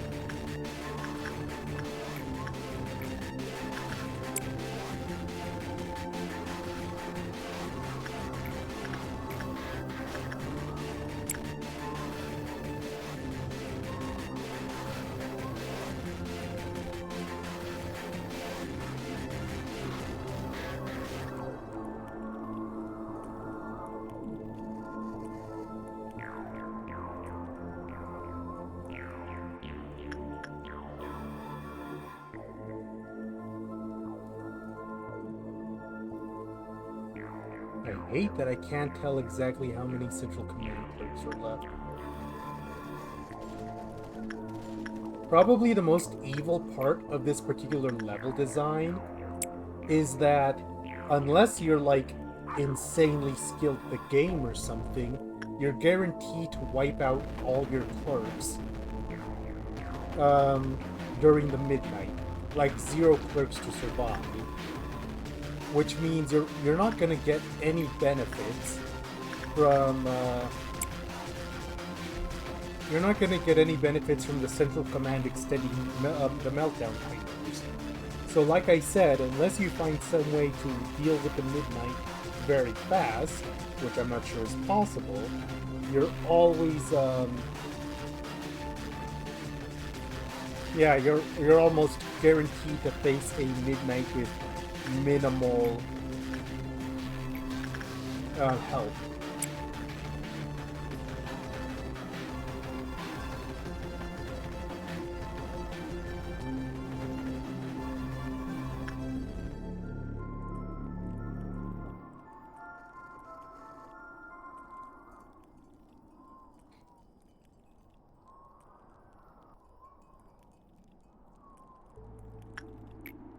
Clerks don't count.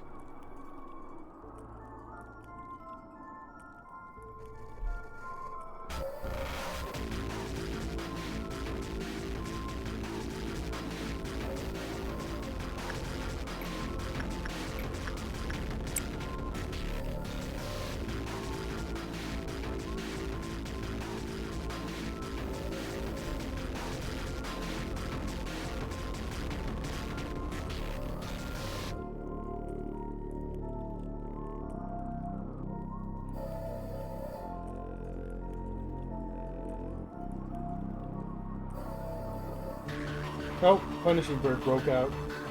Might be best to wait until it goes back in. Just to remove as little chance of this as possible.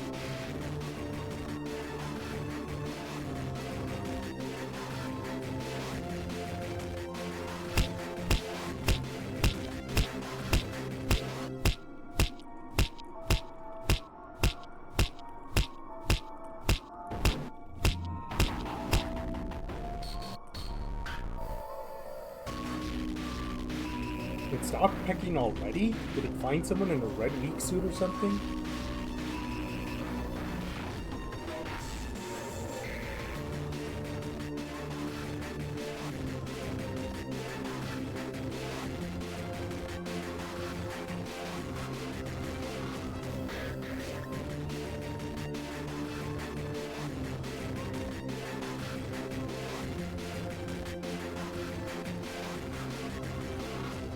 Okay, Misona, ring us in.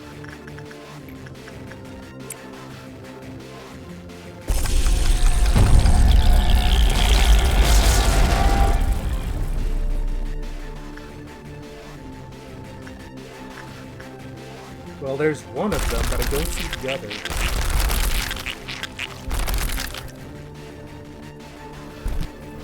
There's the other.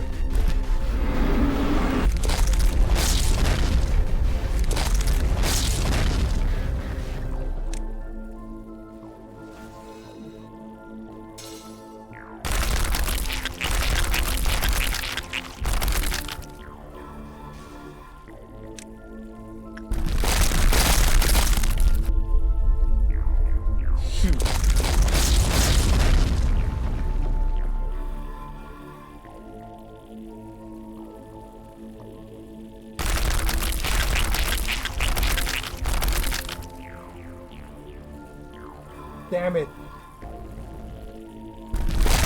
We lost one of the people we couldn't afford to lose. The Seahawk. He has the midnight armor that we can't replace easy.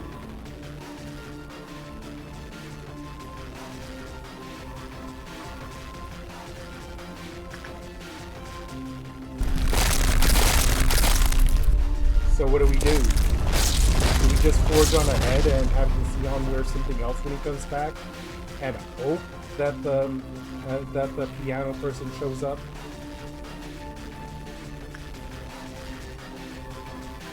Who says fine? The Mark armor isn't terrible. No, but we don't have time to do another run tonight.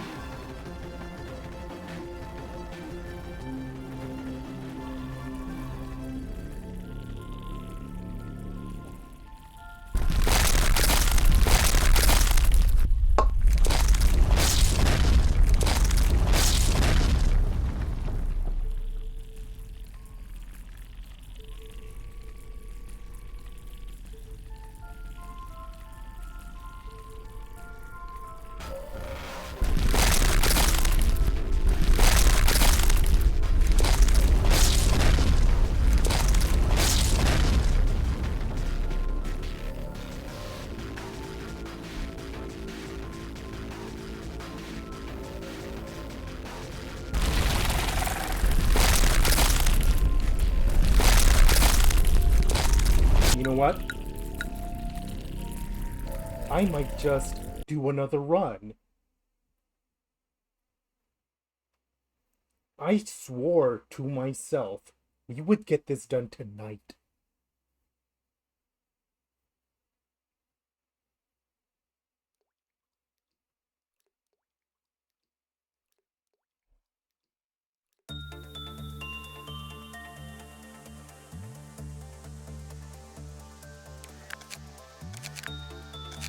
Okay, how fast can we go through this core suppression without getting reckless? We've got to the midnight and I made a bad mistake. That's on me.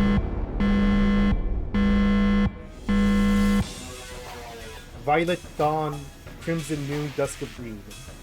What do you think about Dusk of Green? Is that a reset?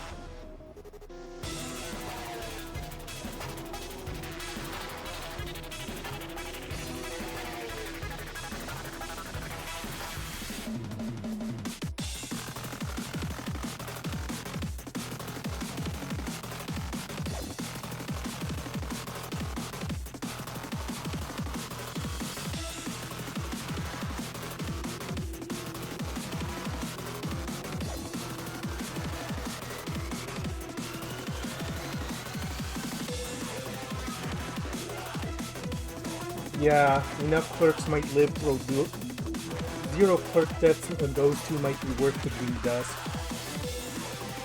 Yeah, exactly.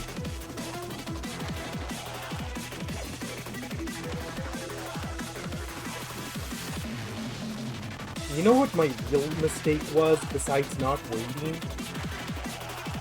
Having them in separate elevators. Everyone should be bunched up in the same elevator. Or rather, Group 1 is bunched up in one elevator here, Group 2 here. That made it, having them in separate groups made it impossible for them to retreat once the attack was done. And it wasn't a bad idea because the Midnight had actually been most of the way dead before it retreated. So it does work.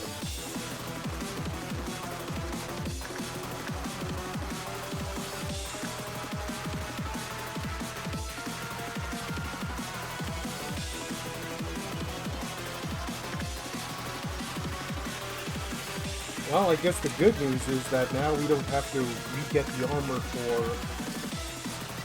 Wait. Did the dead people get their armor back? Because I retried the day? I just realized. I'm getting all flustered. Well, it's the fastest way would be to check Center Command. The answer is yes.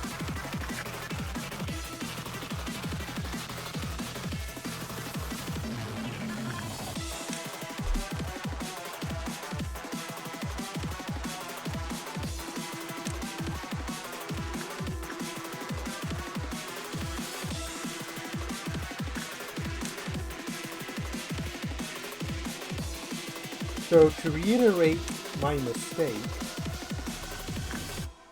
my other main mistake, I actually have to wait a second before I press the attack because it spawns the VOVs.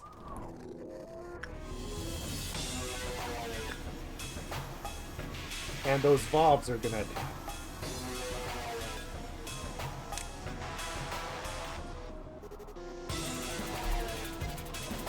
Once it spawns a certain number of VOVs, it won't spawn anymore.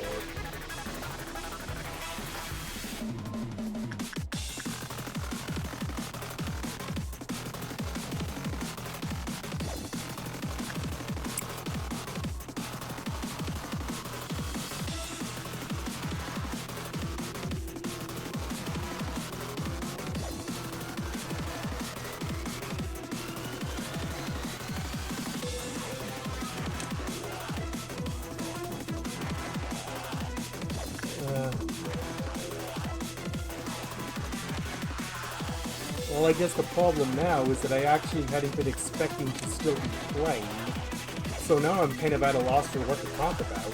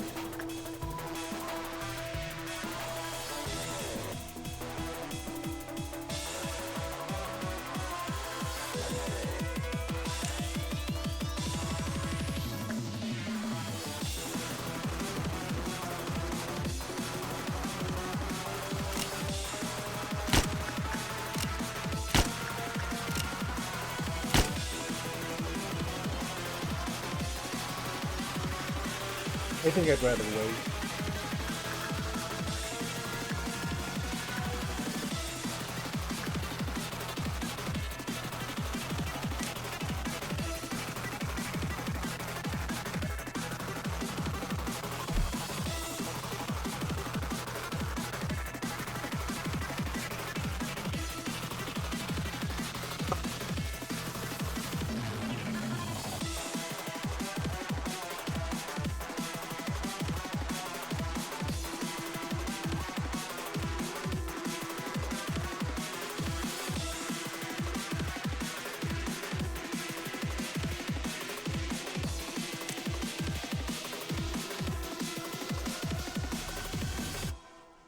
Honestly, at this point, this might just be me trying to speed through as much as I can, just to get to the midnight as fast as possible.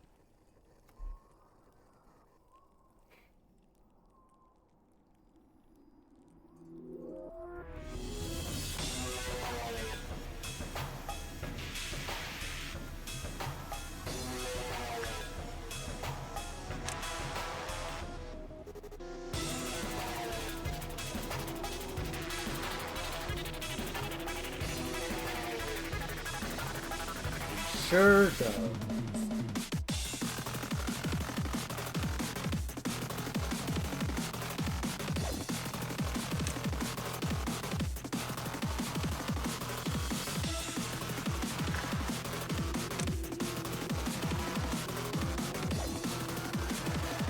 Mind you, I can't even be mad at Hokma that time. That was all me.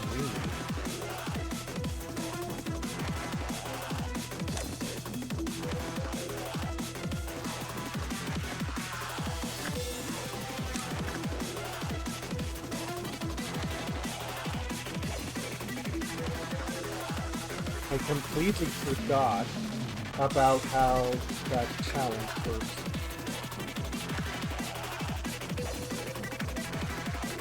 I completely forgot about how the Midnight of Amber worked, and I just went forward without thinking about it. I really should not have done that.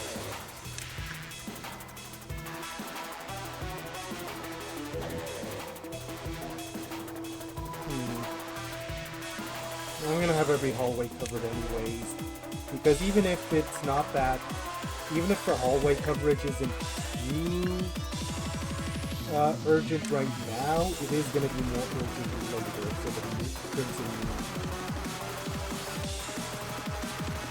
I don't have anyone accompanying me down there.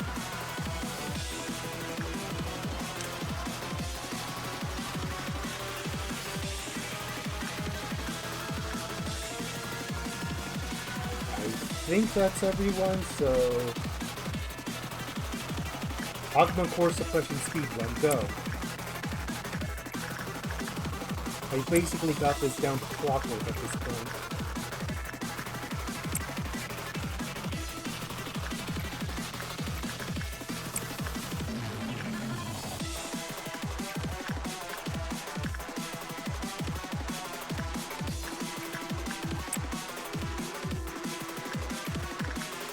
This part is always going to drag a bit because we're in heaven, but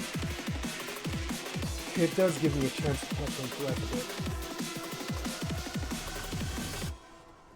My current goal is to have all this done in 2 hours, which is to say by 11 o'clock my time.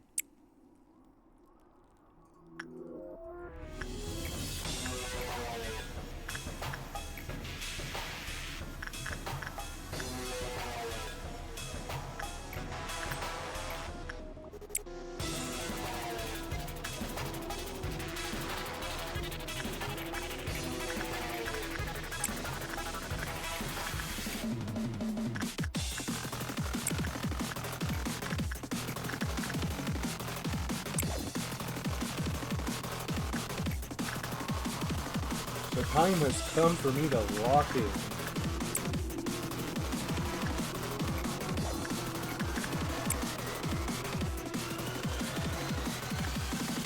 I don't have anyone in the soda corridor, I just realized.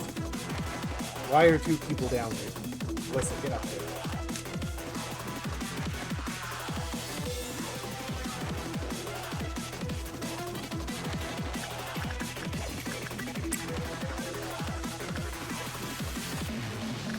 Okay, keep an eye peeled for that meltdown. We're gonna need all eyes on deck here.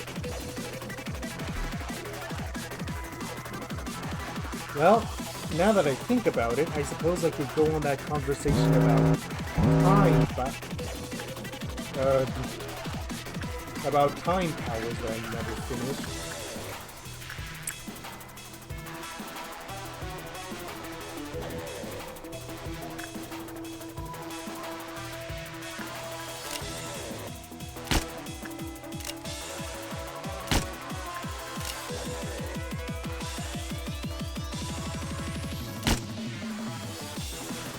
think I fired off a bullet without actually hitting anything. So I'll just wait until it filters out.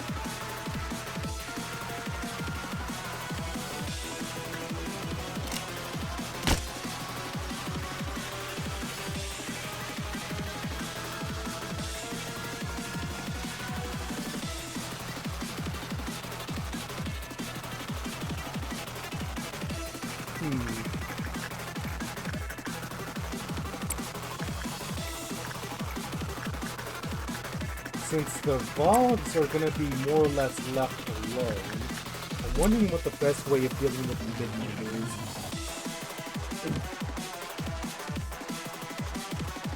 is. Now that I know.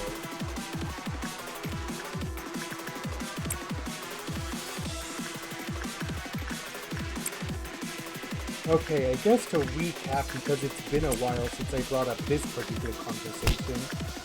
In fact, I think it was back during the original Hokma core suppression. The thing about time power is that it is OP enough that it is almost impossible to counter. And I had begun with elaborating on perhaps the most famous villain with such powers, Steel Brando from JoJo's Bizarre Adventure. His time control powers were to only pause time for 5 seconds, but 5 seconds is all you need when you're the only one that can do it.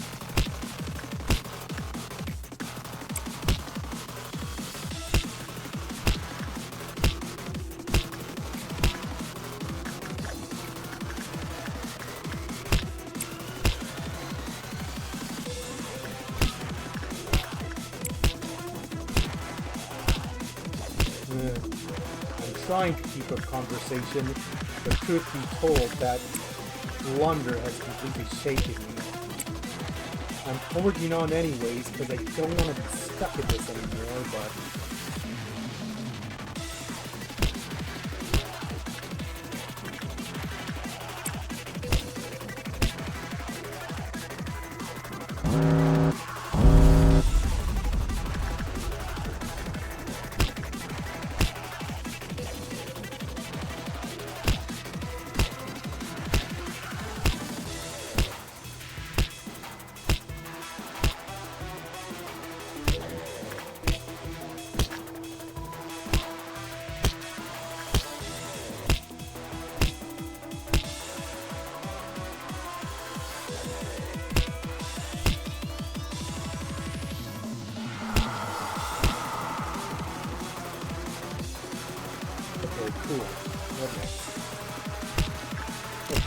In order to get my focus, I may as well continue what I was saying before.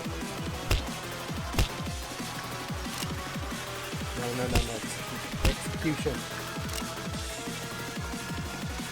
The next big villain in JoJo who has time manipulation related powers is, what are my thoughts? Yoshikage Kira from the 4th part. And I feel like it's a good way to show just how OP the powers are. Like, Kira isn't given the time manipulation powers until the very end. And it's like one of the more unique puzzles in the game, in the story, where basically Kira's powers put a bunch of conditions on people. And if any of those conditions were fulfilled, then he would turn back time and make it as for those events never happened.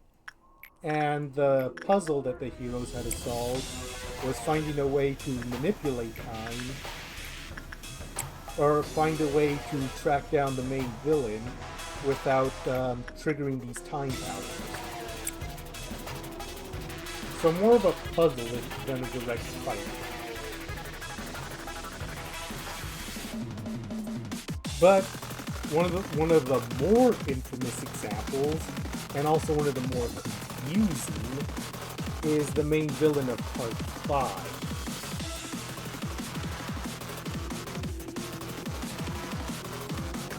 because his whole shit was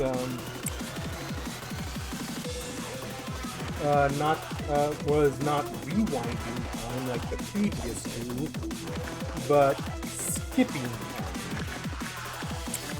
And it's one of those things where it's a very important distinction.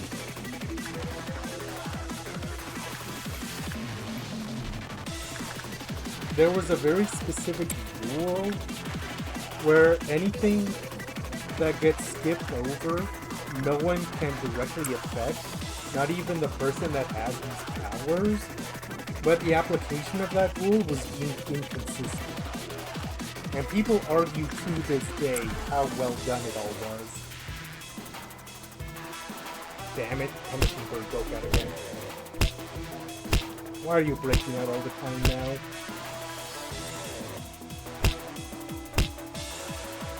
Oh hey Alyssa, you got a beard today.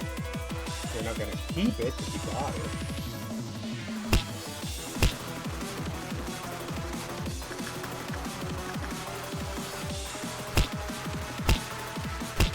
I need you back in your cage so I can do the next meltdown.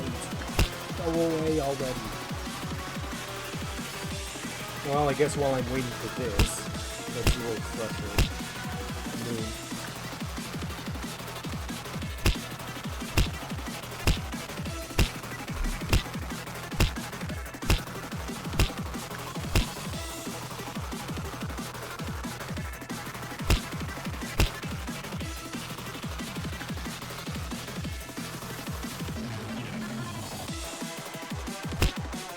Feels like when it comes time to prepare for the dust, I'm going to ask for a point,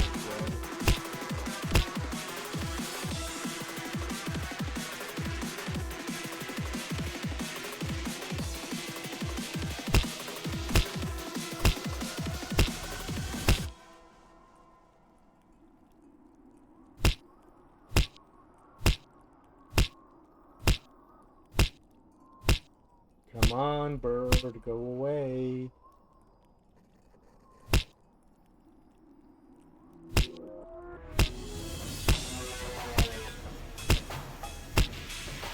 Go away, for the love of God.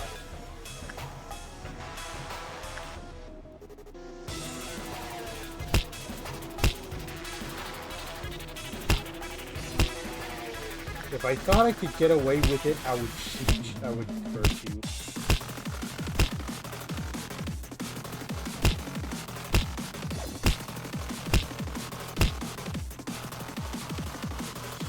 Do I have a heaven wheel to spare? I'm gonna look around actually. Well, I have 3 people just kind of bumming around instead of command. So I might actually send Joy up here and have someone else do that area up there. You take it, Rose.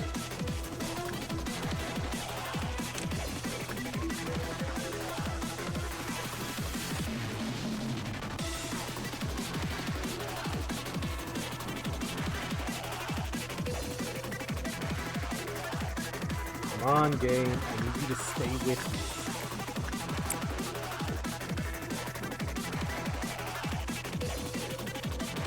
This computer doesn't usually run for this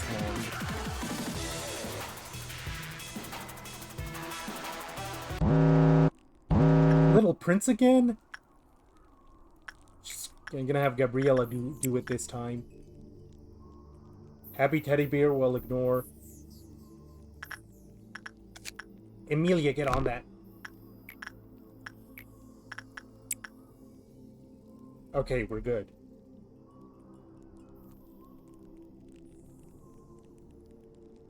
Also, no noon yet.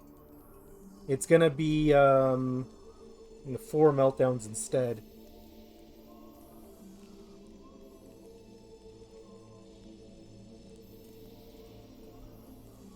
I mean, I know it's a Crimson Noon. Yeah, when it does happen. It's, so far we can just scroll all the way back up and check here if we're unsure.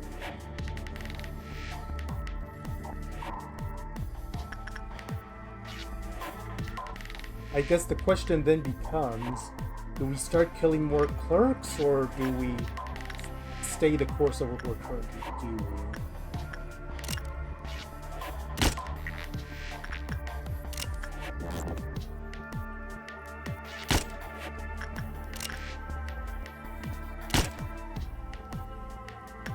We might be better served staying the course until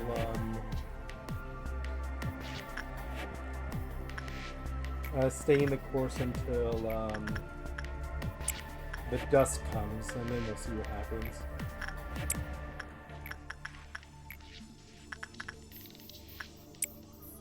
Meanwhile, Gabriella needs to shake off some spores.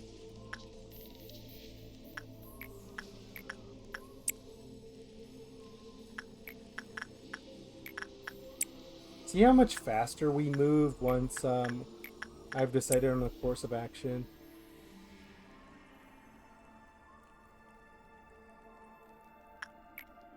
I've always wondered, is the amount of energy lost proportionate to the risk level of the abnormality, or is it always like a flat amount?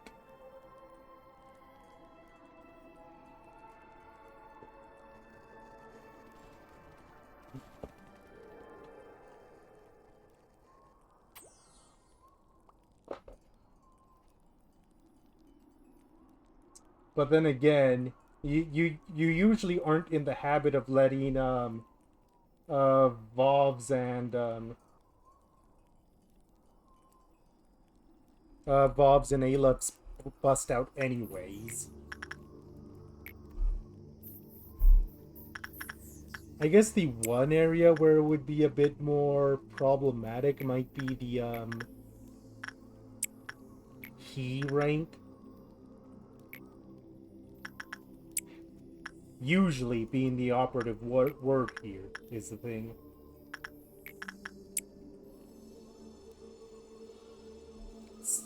For a core suppression like this, we can let a few go, a small handful.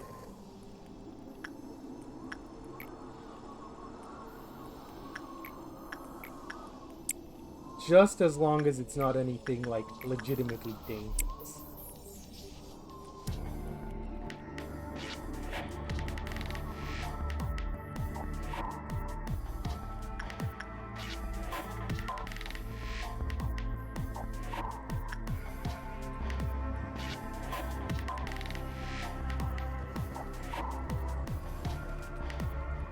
Okay.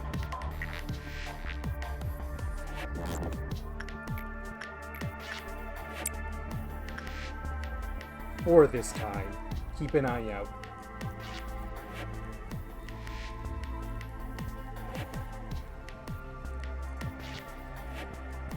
Five.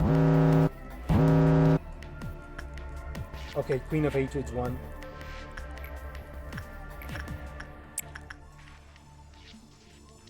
Scorched Girl. Happy Teddy Bear is gonna be ignored again.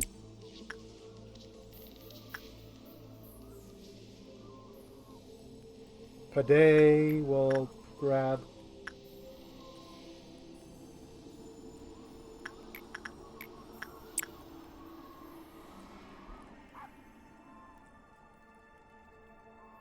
Anyone else dangerous that might be melting down? Survey seems to say no.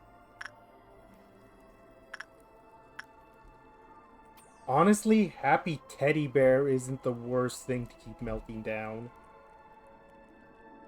If it comes down to it, it's fine if it's one of the final meltdowns, because at that point it no longer matters.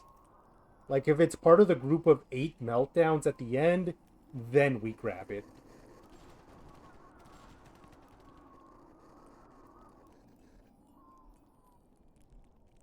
And as long as we have a bunch of ordeals incoming, any energy we lose is going to be made up for by, well, the ordeal. So I think for the time being, we're fine.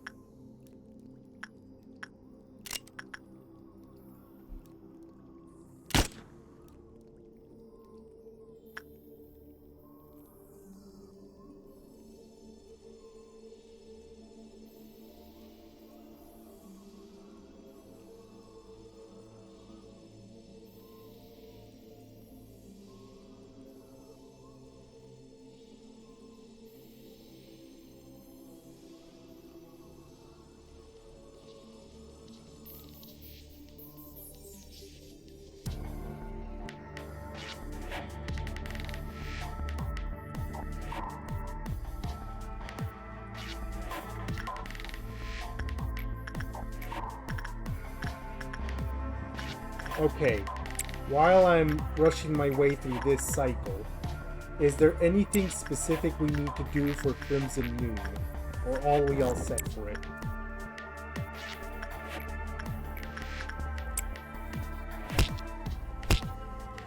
Saw that coming.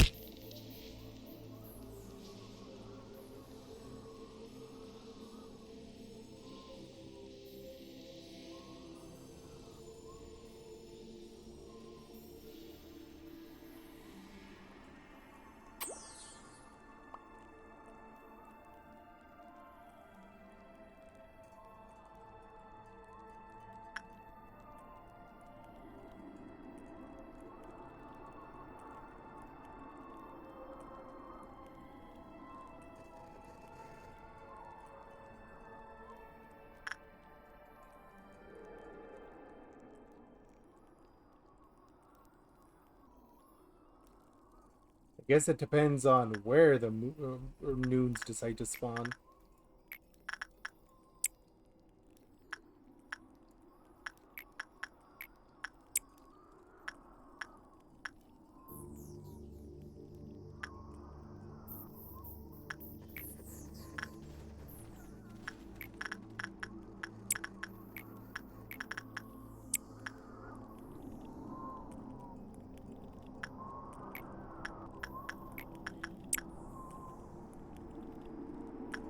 Okay.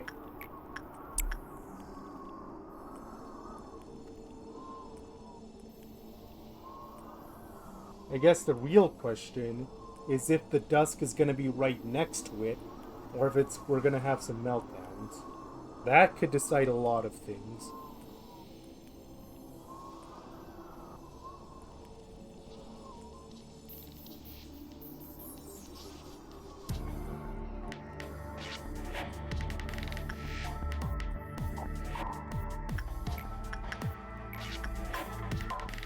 Or you know what? There's really no cause to do the far away thing.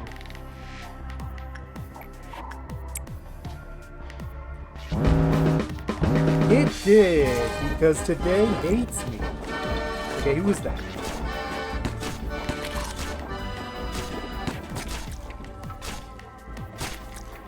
Tatiana helped them out. Where?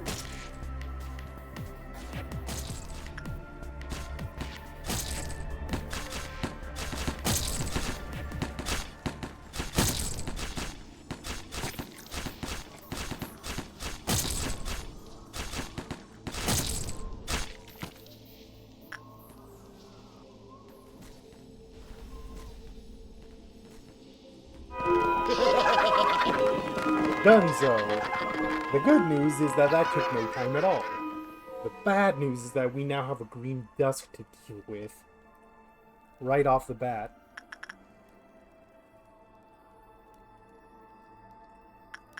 Okay, strategies.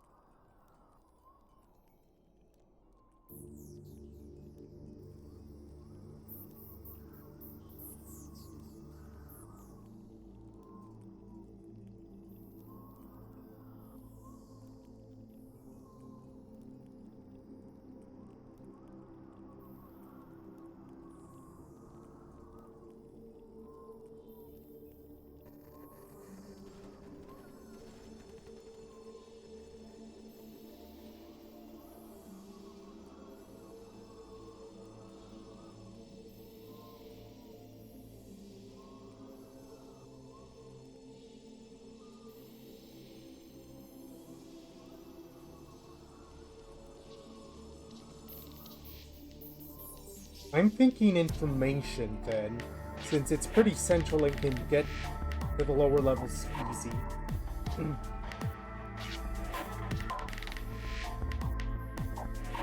This will definitely be the time when we need to use the pause trick to try and get our bearings when the dusk happens.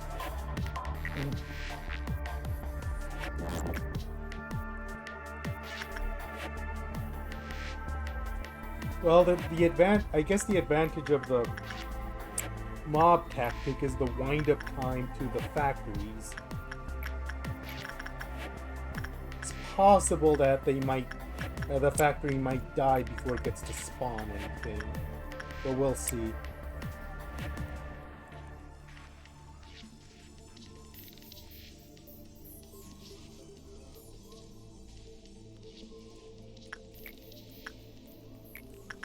I completely forgot about the time boost.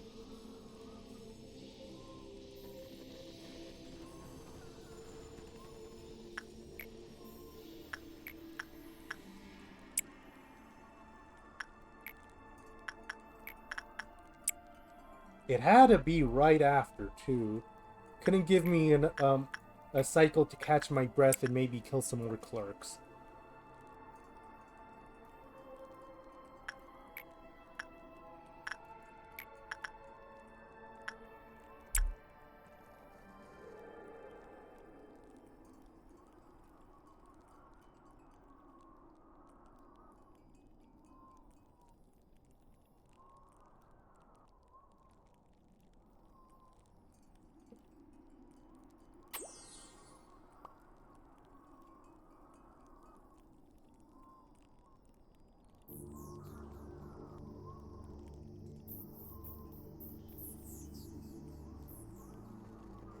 I guess the question then becomes, if if we manage to keep Big Bird in during the Green Dusk, we can refill his meter, but then do we start wiping out entire departments worth of clerks so he doesn't bust out during the midnight?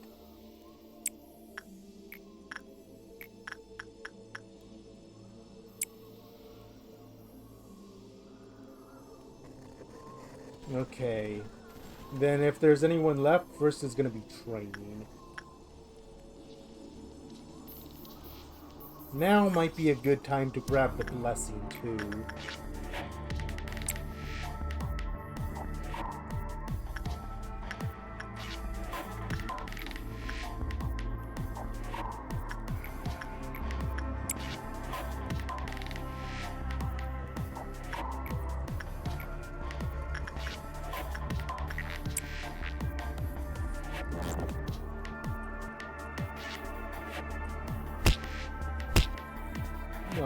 Not this. Not now.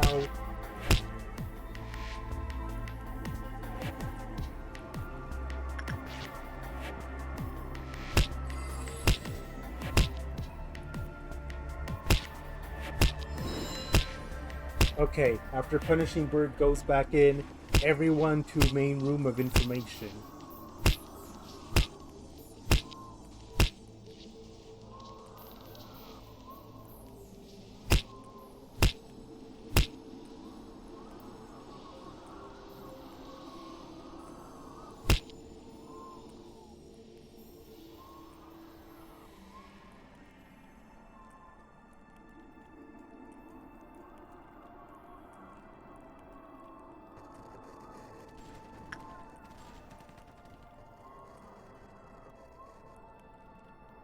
I guess now is going to be a good time to decide who's a guard and who's a doorbuster.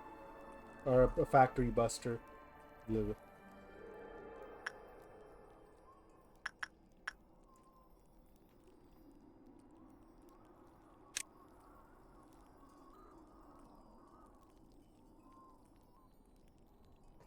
Gabriella feels like the best factory buster. The mimicry wielders as well. How many? It's 3 to 4 factories, right? That can appear at any given time.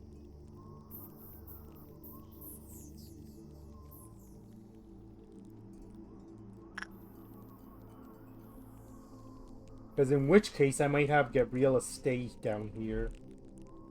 Just in case one spawns here.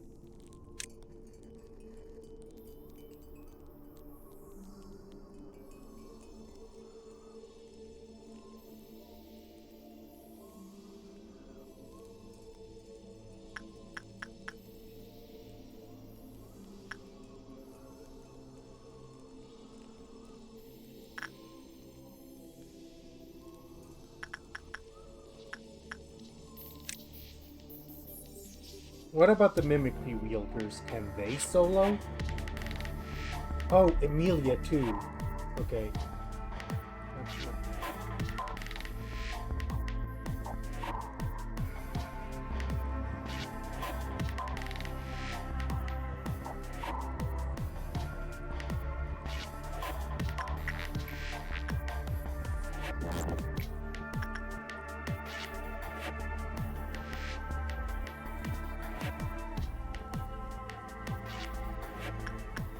Misona has Justita, and Mary has also mimicry. ¿Qué? Pues lo dije hacerlo.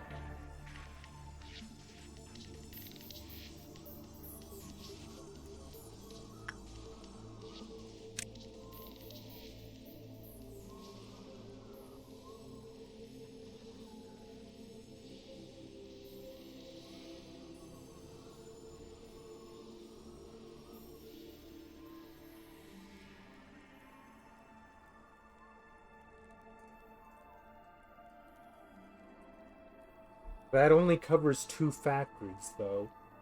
Is the idea that this the factory breakers can take care of the factories fast enough to then zip over to the next one?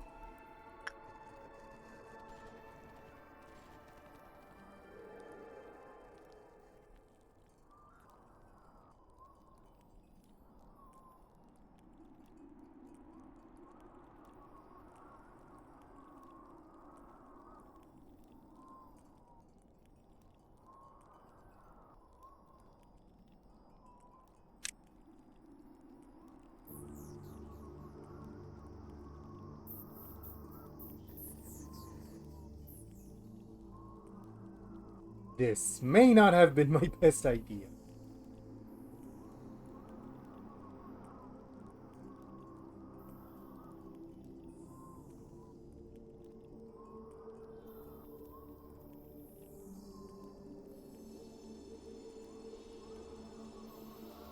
The problem is that once again I keep forgetting to de-equip Sound of Star from the Red Wheat person.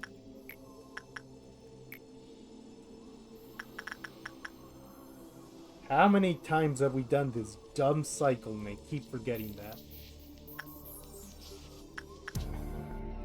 Well, it's gonna wreak havoc with our weapon log, but the fastest way to do this is to have the people we want separated via this.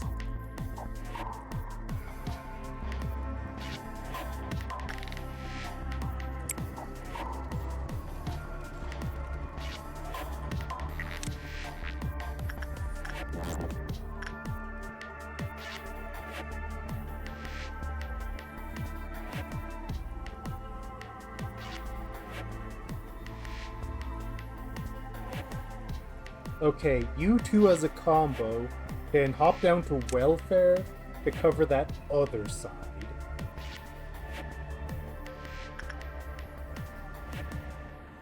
Okay.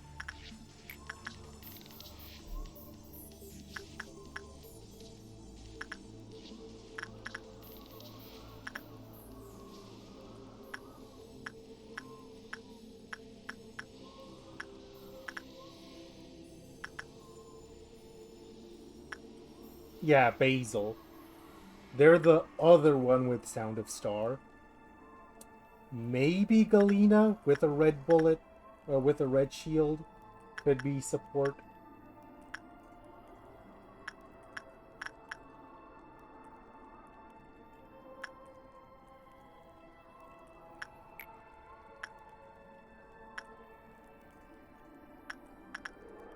Well, first of all, we need to grab our door guards. Emilia, where are you?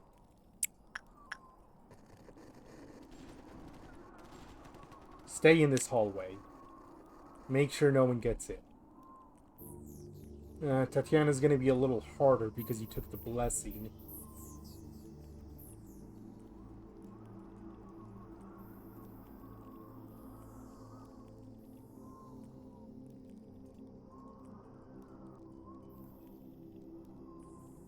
I think I see them somewhere in the mess.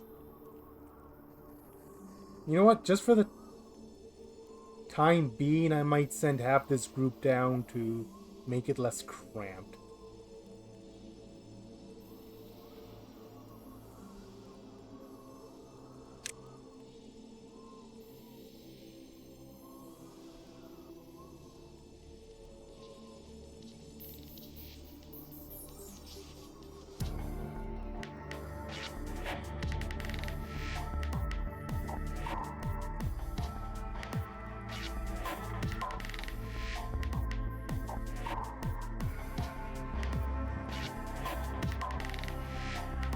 You're door guard number 2.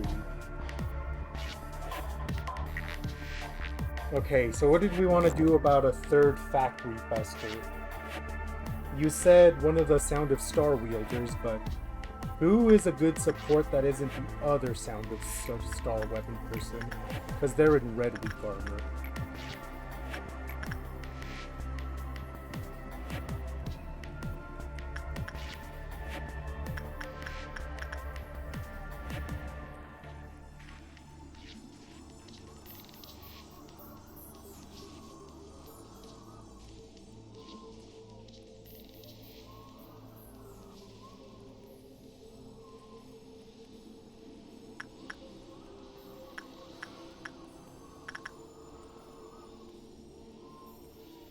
Where the hell?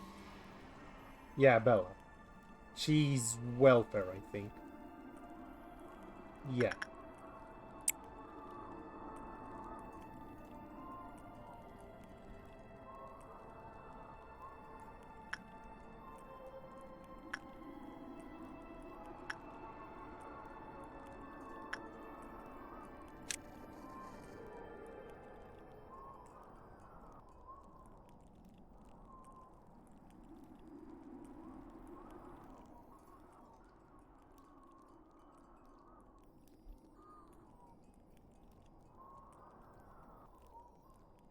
But that doesn't tell us who we want her companion to be. So, let's go through the list and...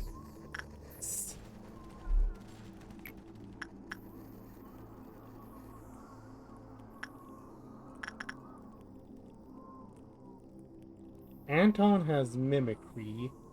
As for the Sound of Star armor people, that's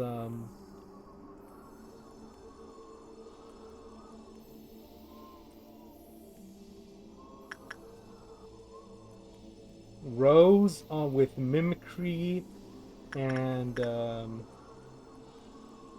London is the other one.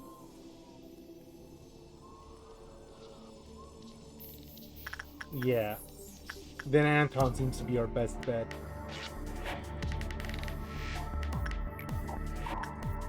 Can I pick out Anton in this mess?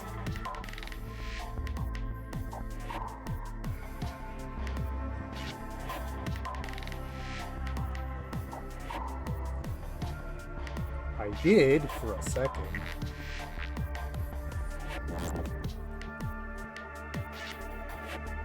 And then I lost him.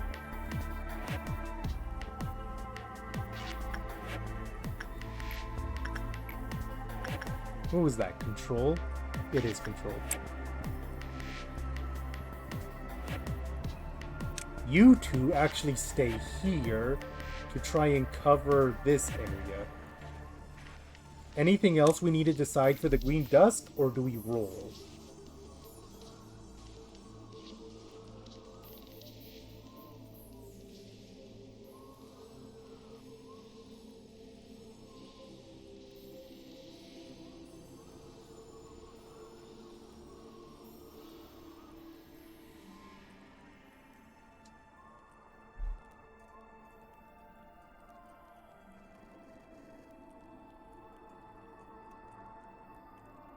Well, the problem is that it's going to be hard to know when he breaks out. Because there's no notification. Well, I guess the thing we can do is kind of watch his cell closely.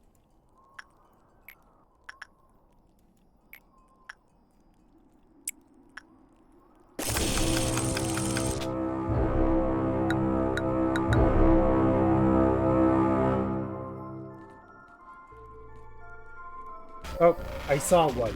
It's up in safety, yeah. So we can send the Sound of Star team, if we want to call it that. So just real quick.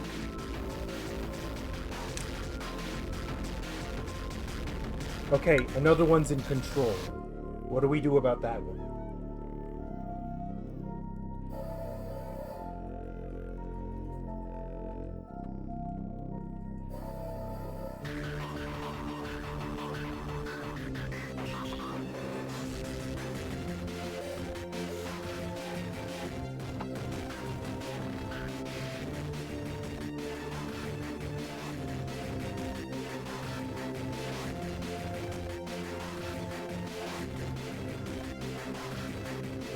The other two factory busters are down below, which wasn't a bad idea because it looks like stuff did spawn there, but yeah.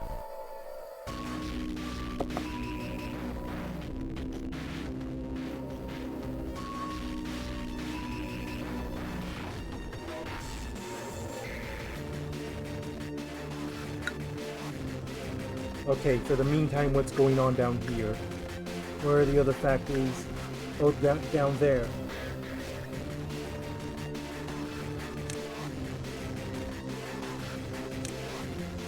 And then I think another one's down there.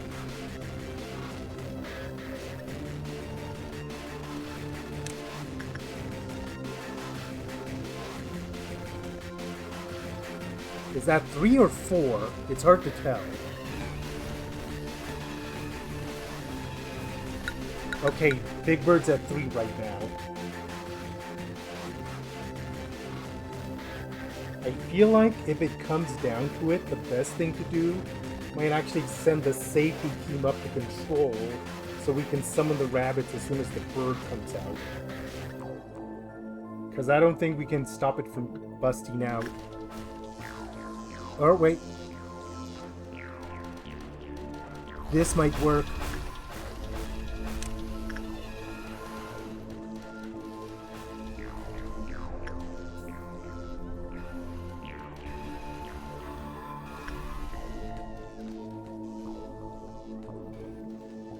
What's going on down here?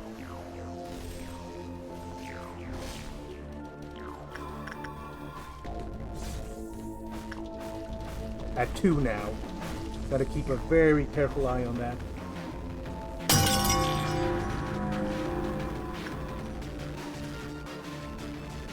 Shoot. That was my bad. For the first time ever, I did that purely out of habit. Who was that?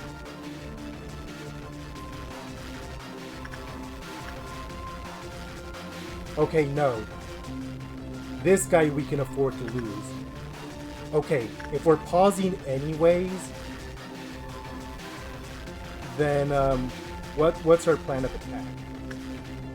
Who's left? Okay, there's a doubt here. This area down here, but I think they've got it. I guess the main concern right now is,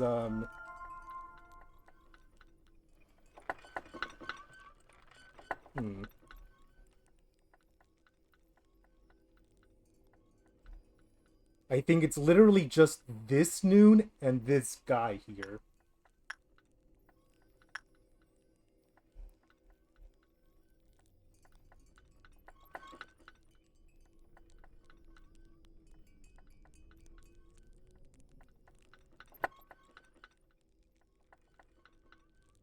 Gabriella, help out here by taking care of these noons to take the pressure off Mary. Mary, and I guess the other person is there, take a red bullet just in case. Because the factory isn't dead yet.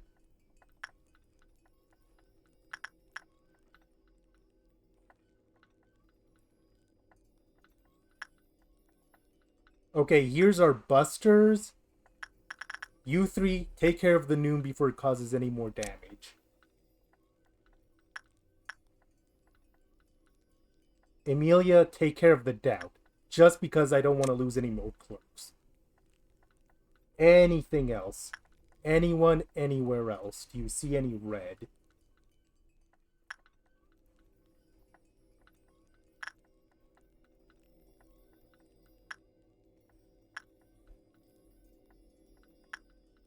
Okay, let's run it. Sorry, Li Shiyong, but your sacrifice won't be in vain. Okay.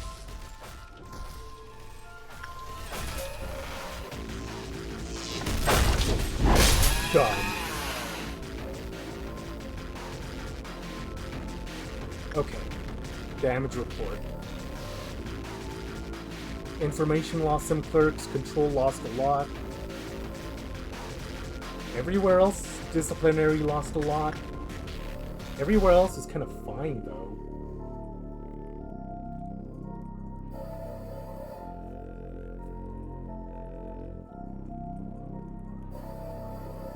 Let's get everyone back to their posts. Okay.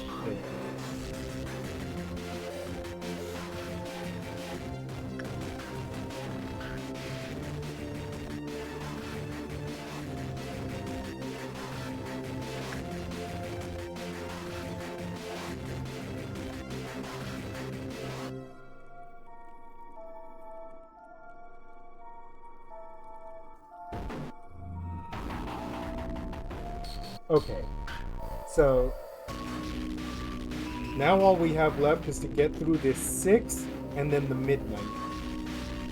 What steps are we taking?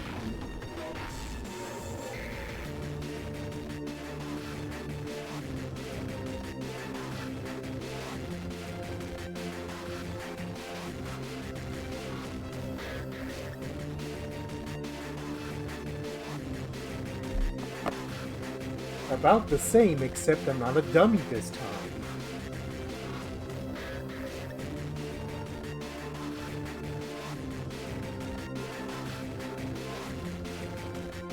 Okay.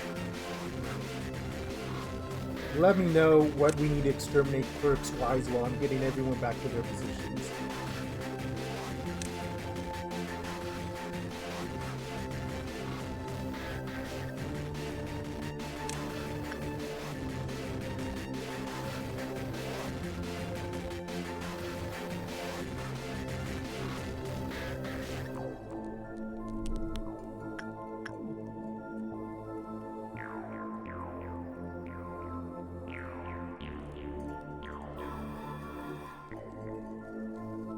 One of them's gonna be Central Command.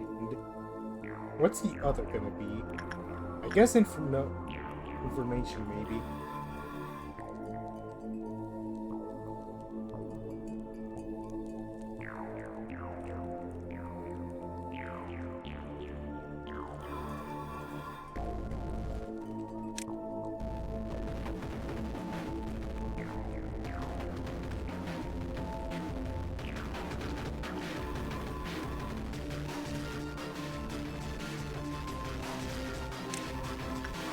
What was Li Sihung in charge of? Was he in charge of anything? Or Le Shi Yuan?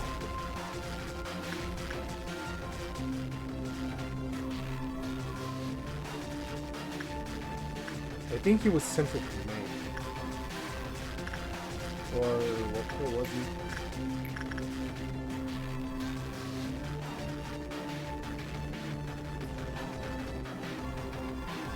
No, he was safety.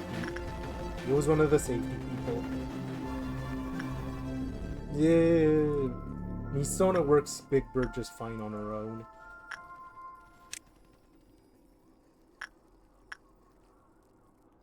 Could probably get Big Bird back up without too much issue.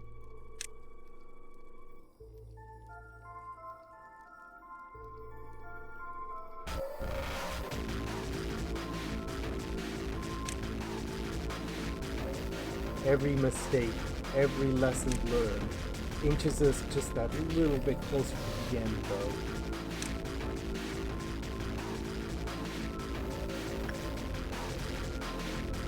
We must see this through, if for no other reason than to not let that sacrifice be in vain.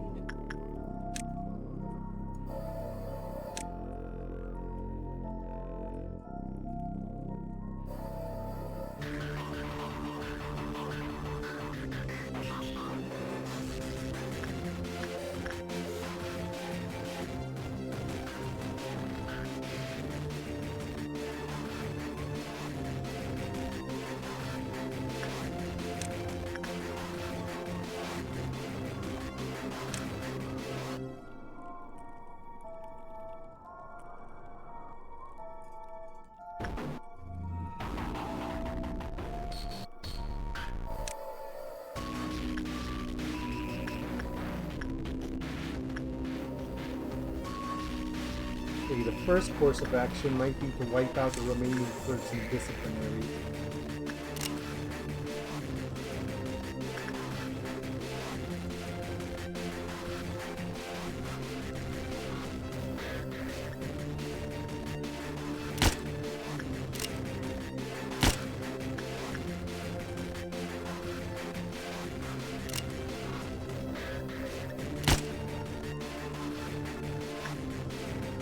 Where the heck's that last one? There you are.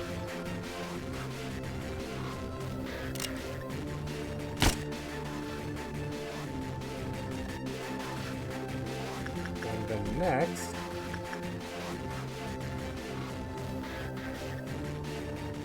information, maybe.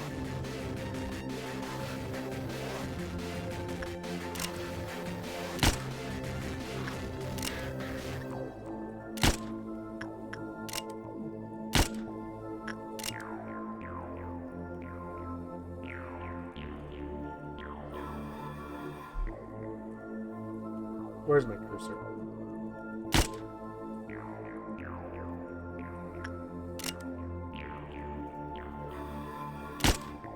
Okay, information's done. Do I just empty my clip of bullets at this point? Start off on training too? Because we have a lot of clerks that are left over right now.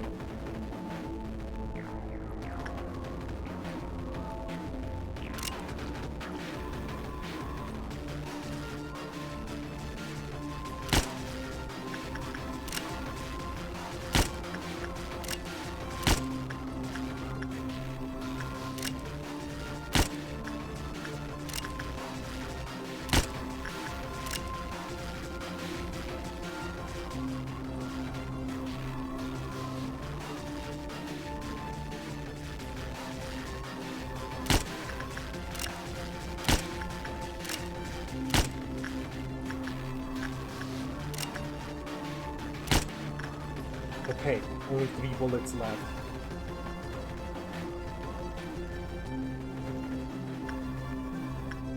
I suppose maybe I could use them on some central command, or would welfare be better? I guess at this point they just start working. Because we really gotta move things along.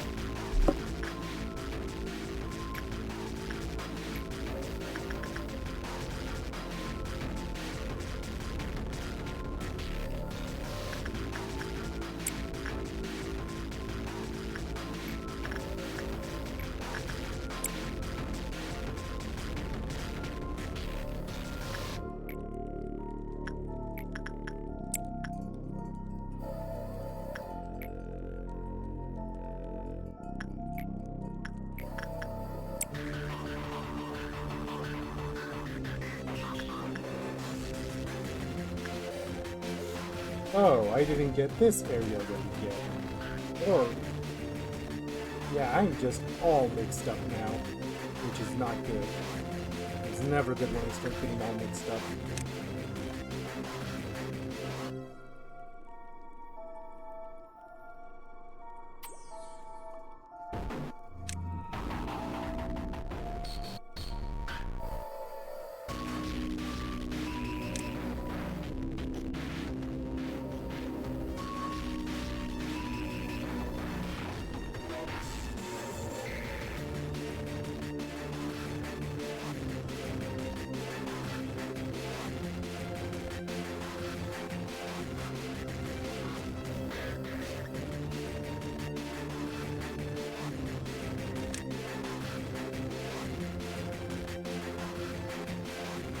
Is there anyone I'm missing at this point?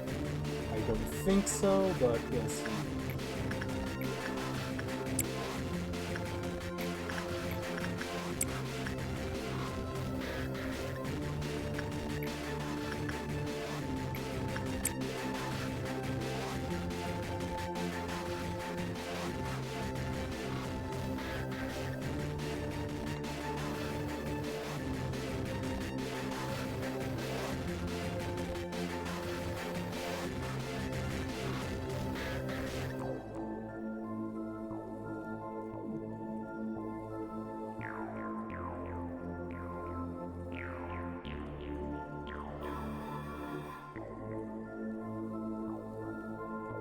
Okay. When the midnight happens, I need the reminder. Let it spawn the Vobs first. Once it spawns enough Vobs, it may not spawn more, then I can attack.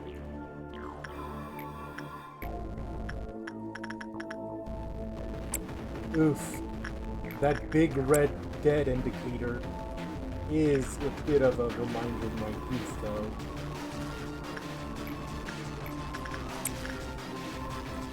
Kind of snatched defeat from the chance of victory there.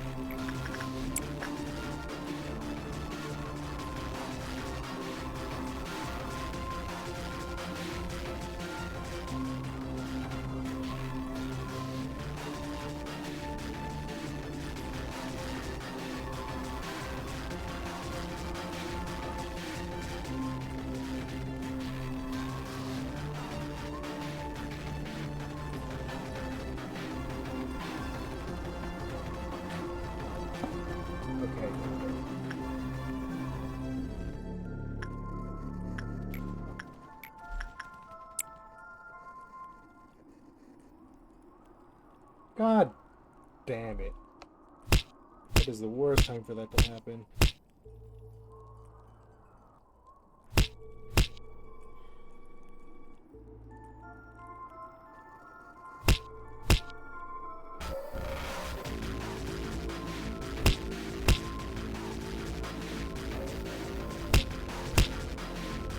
Come on.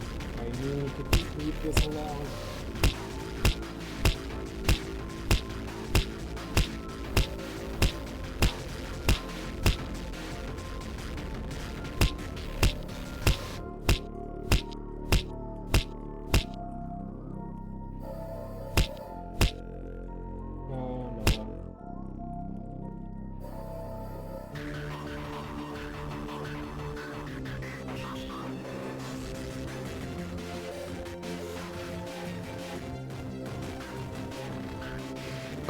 Okay, 6 meltdowns, which could get ugly.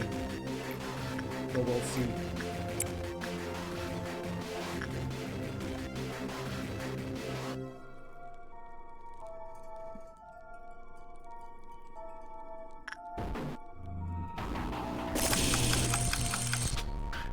Of course you had to be one of them. Why wouldn't you be?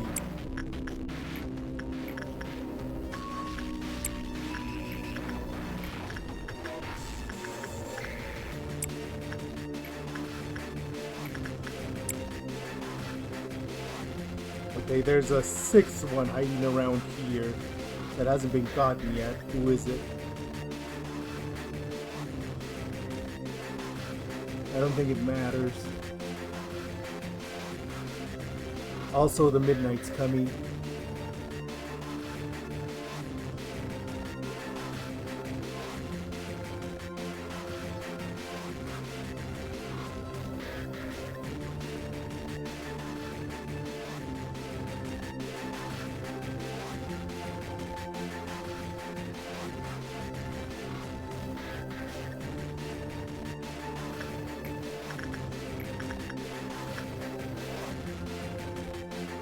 So this is basically just gonna be like last time. It's gonna be the midnight, one last meltdown, and that's it.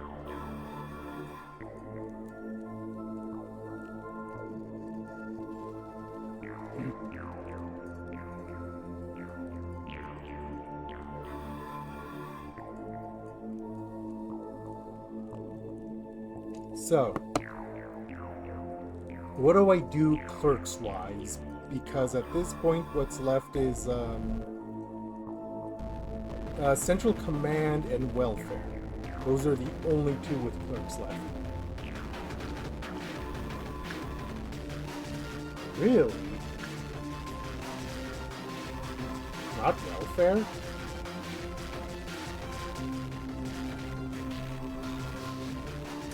Well, I guess because Welfare's guaranteed to,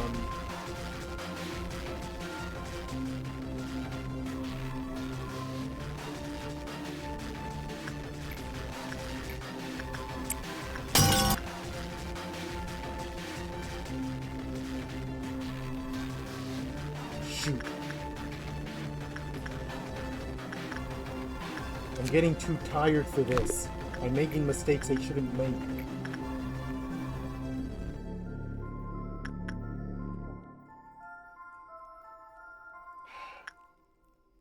I'm obviously in no fit state to keep streaming if I keep doing things like this. I'm sorry, but this may have to be kicked off until... We do? Right, we do. No, I need to see this through. I need to. I accidentally did instinct. And on instinct, I hit pause.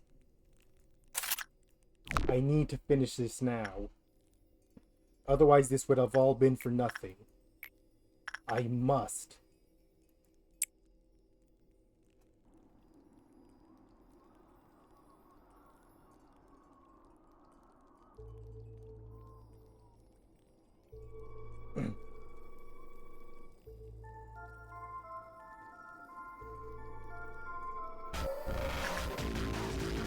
You lost Maximin too?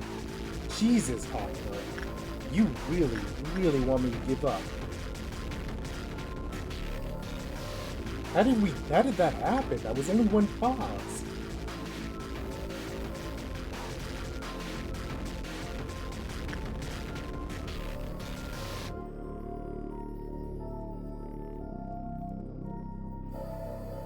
Okay, okay.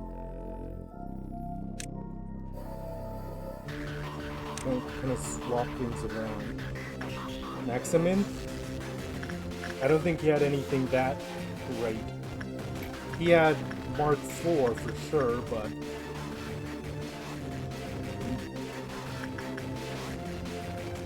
a green stem, which we can replace easily enough. The grinder can't be replaced, but it's also a he armor.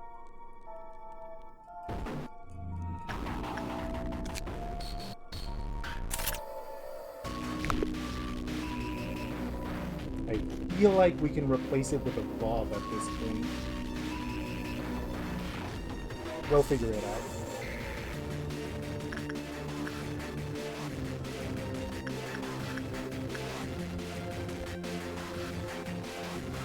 Why did the Clyde boss not go back up?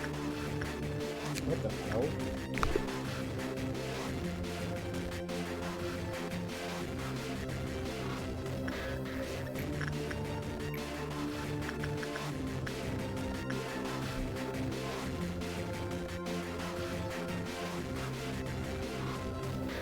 Basil, can you do this? You need him up at least 4 before the next cycle happens.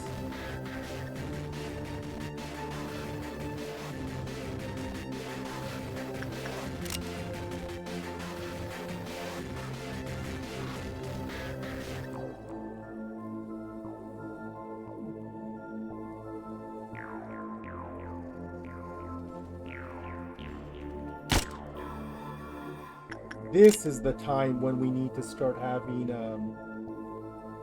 as many multi-hits as possible, because we only have so many bullets.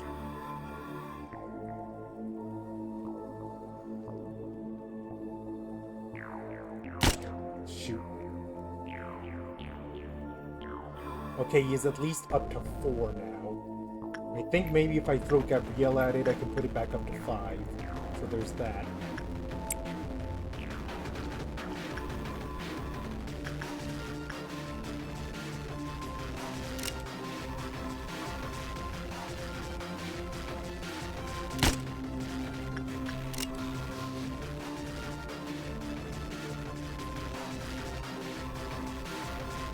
Honestly, this is a big example of why I usually don't stream this far into the night. Because as the night goes on, I start getting sloppy. I start to make mistakes because I haven't slept.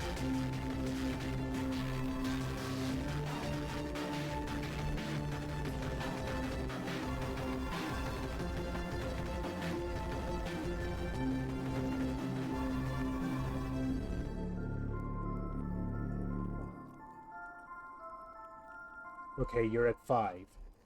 That's gonna help a lot.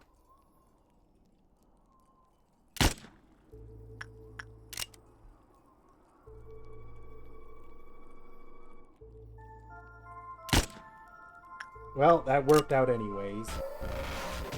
The more often I can do multi-hits, the more likely I am to eliminate Central Command before the next phase starts.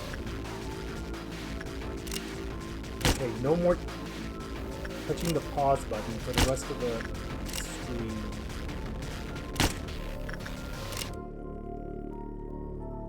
It's already caused enough damage.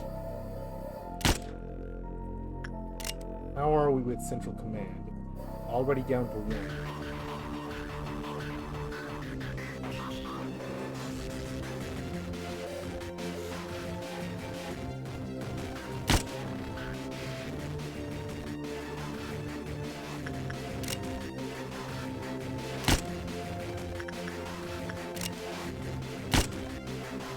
Okay, we're done with Central Command.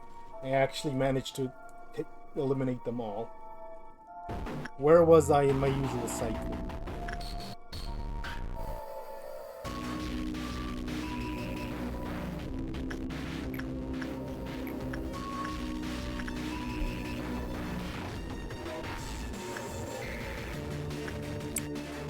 I can't let this stop me. Not after all this.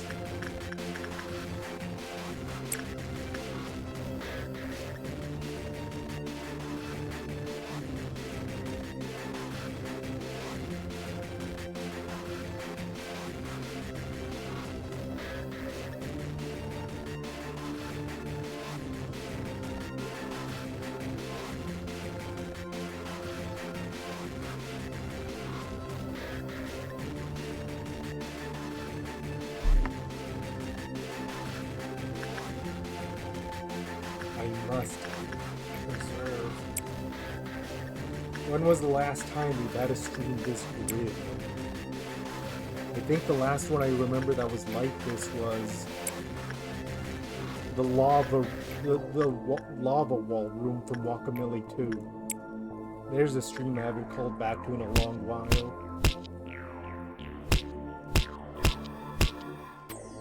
But it was a stream that was a lot like this one. Just increased frustration as I made mistake after mistake.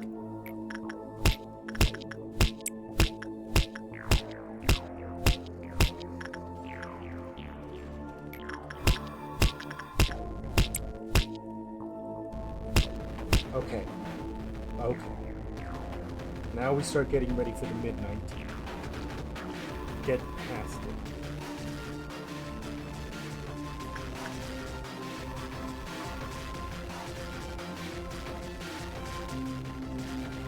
We'll avoid the same mistake as last time. 2 elevators are going to be used. That's it. I have seen now that any more is a giant risk.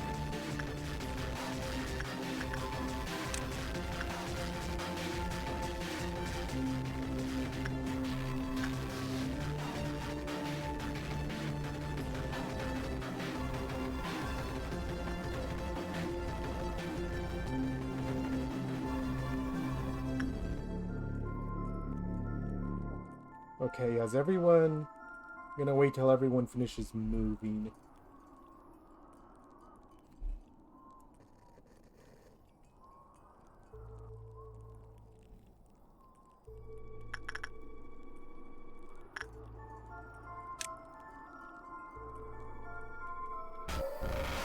Do we have... Okay, I'm gonna need to do a quick double check for any agents that might have been left over anywhere. Because Melendez paid that price before.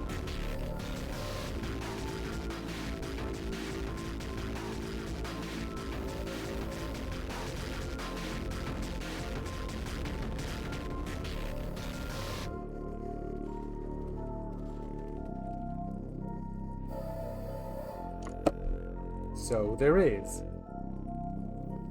a spore wielder. And can bring this group, I guess.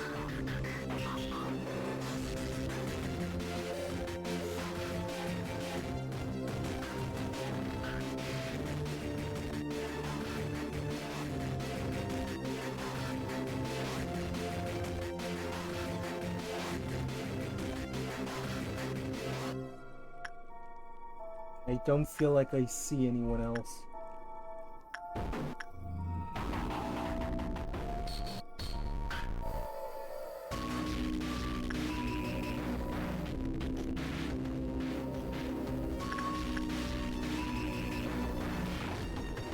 No choice.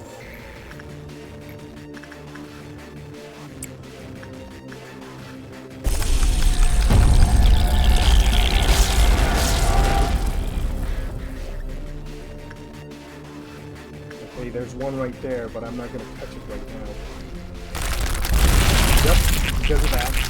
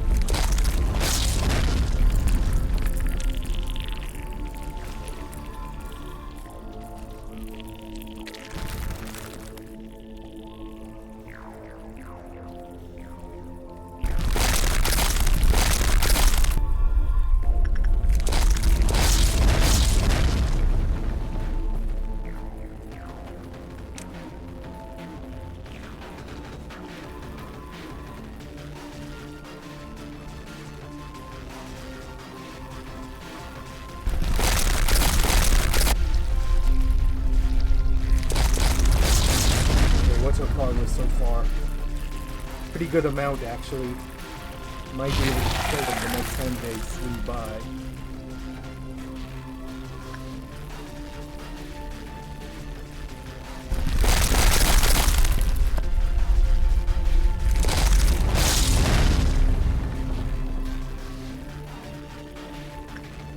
Welfare's down and the bird's only at 3. We're good on that front.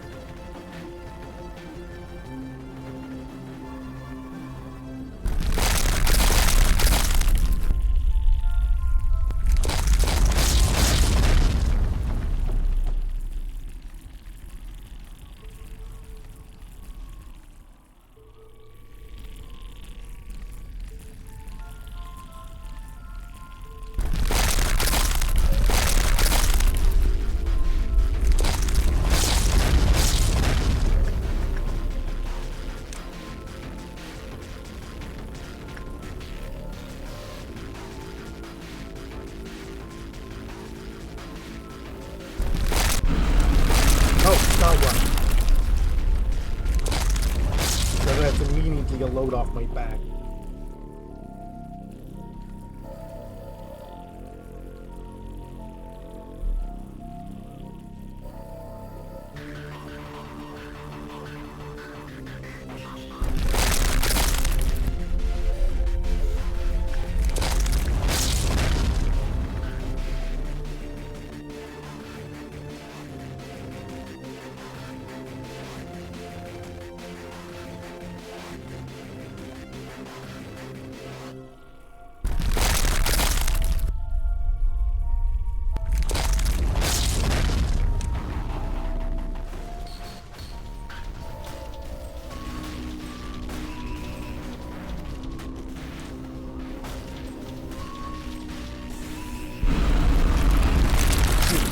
weren't so lucky that it killed all the dusks this time. Well, now what? I guess we could send Gabrielle on a solo spree if we can find her.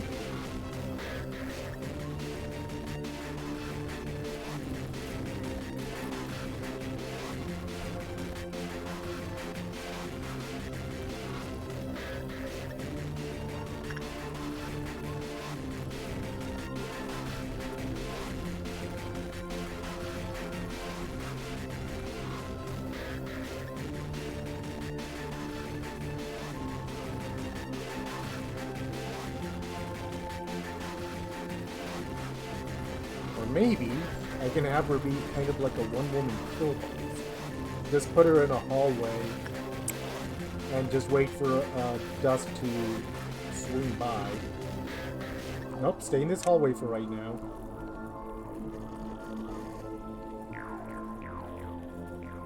As soon as one spawns nearby, I'll send her at him.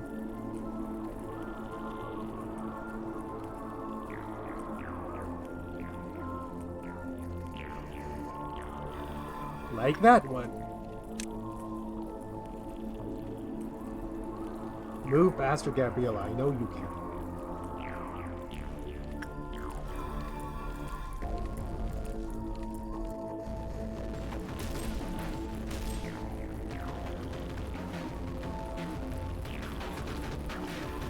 No. Don't go out of control. You need to stay up here if at all possible. We really have no reason to rush at this point.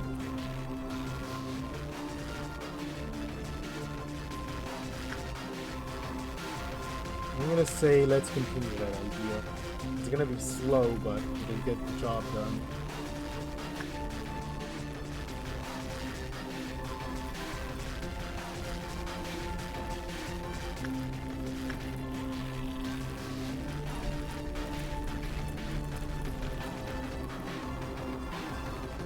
So, how is everyone?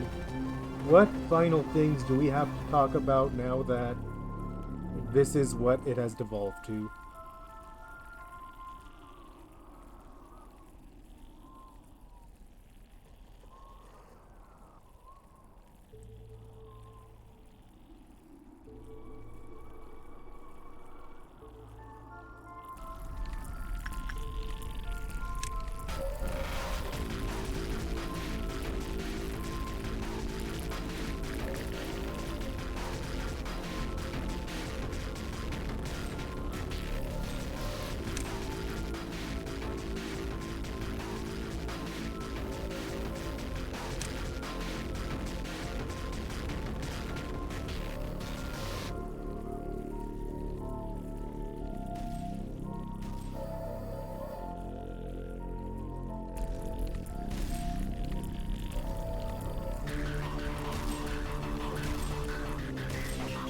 Okay, cool.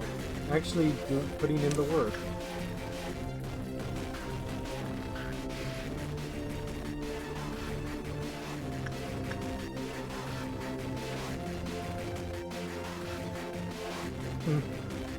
I think Nintendo Capri Sun did something similar to that once.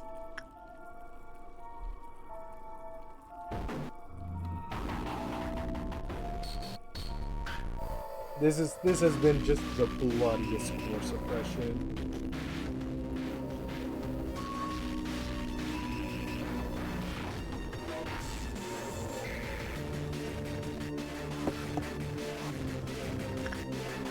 Which I suppose isn't much of a surprise. It was always gonna be.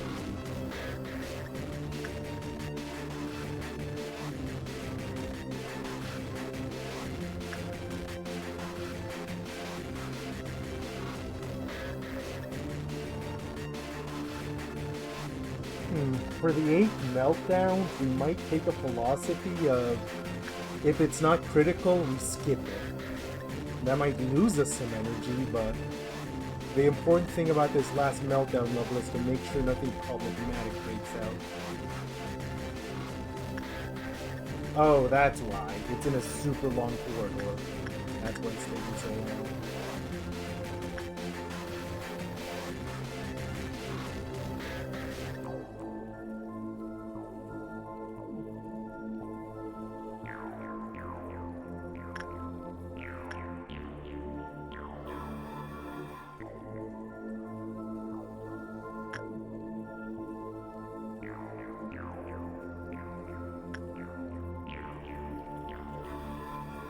And I'm just keeping track of this thing at this point. Just waiting for it to return to the upper level like this.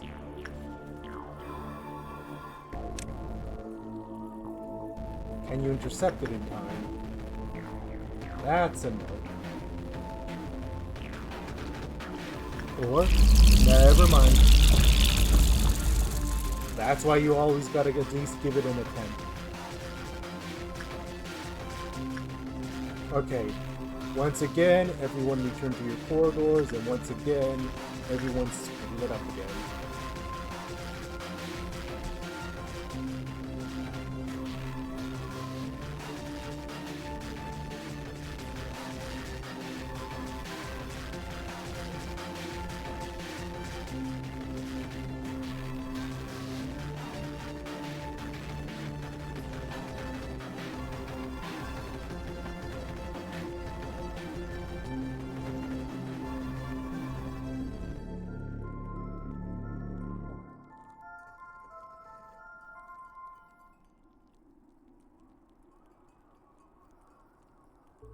Okay.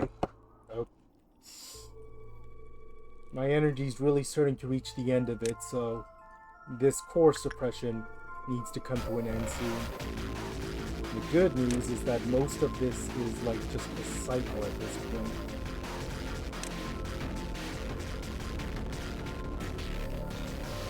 I could probably do it in like 10 minutes.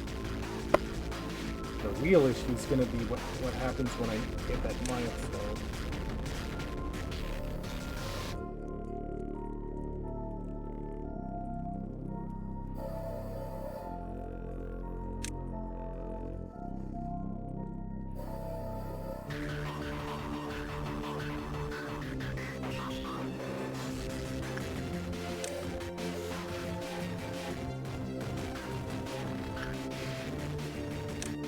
Okay, Misona, you become the new,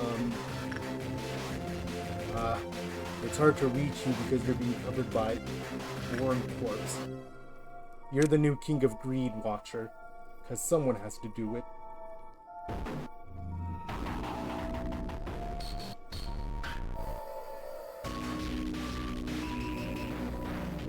And then who had I designated for Big Bird Watcher? I know it was someone in black resistance armor that otherwise wasn't doing it. I don't know.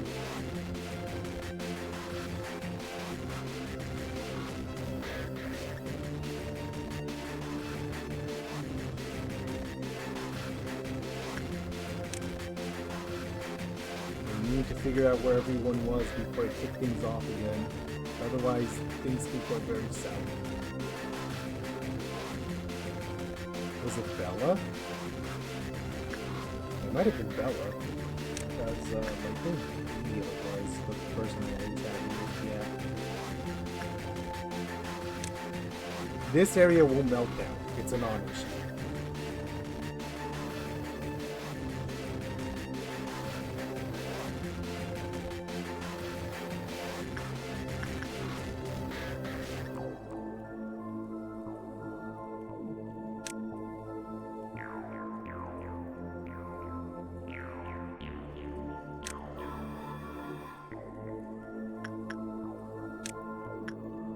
Okay, now this area. Come on. Night of Despair could still be an issue, so I need it to be attended.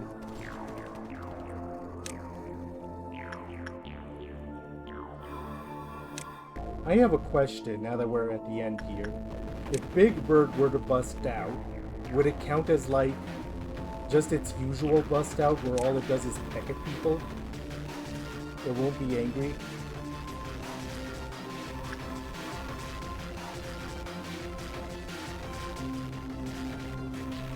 Yeah, Punishing Bird.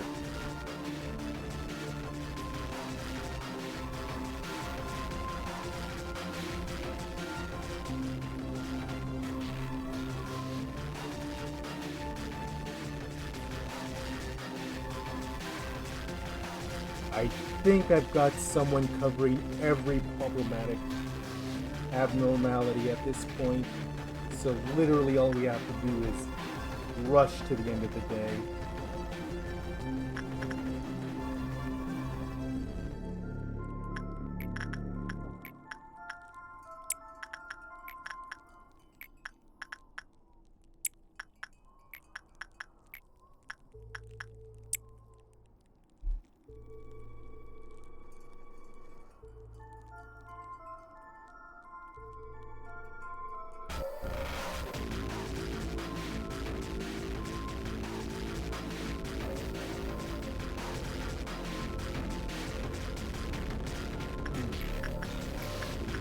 I just need to hold on a little longer.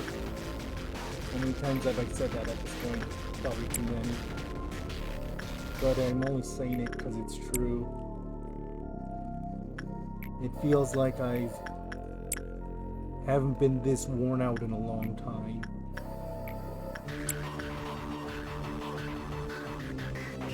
If only I hadn't made that initial screw up with the Amber Midnight during the other early run, then we'd be done by now.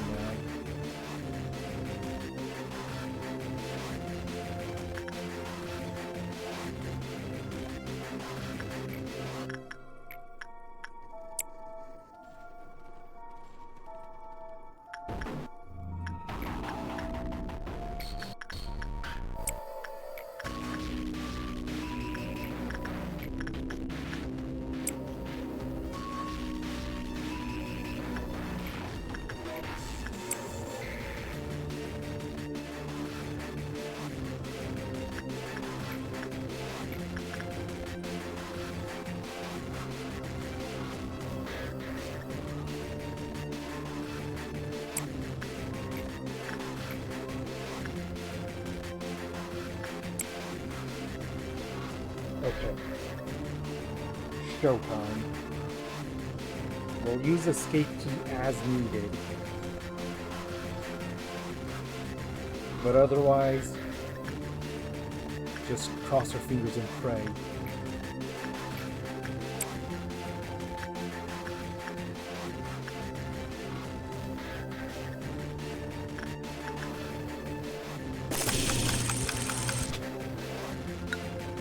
Okay, Burrowing Heaven is one of them. I saw it right away. Big Bad Wolf is another.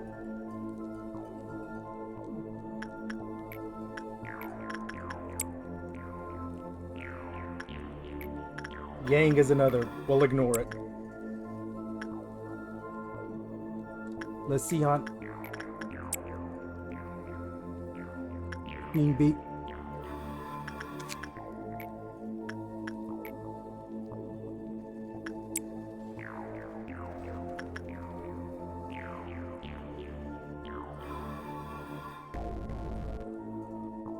Nothing seems to have broken out. No one is... Okay. We lost a lot of energy. We have the meltdown cycle in order to get... What is that? A little under 200. Okay, first and foremost, Gabriella, new bird. That's gonna give me easy 20.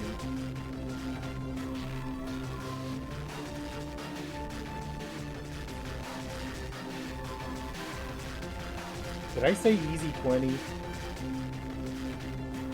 Oh my god. Queen of Hatred is another 20. The more 20s we get, the better. Because it means after 5 works, we've already got 100.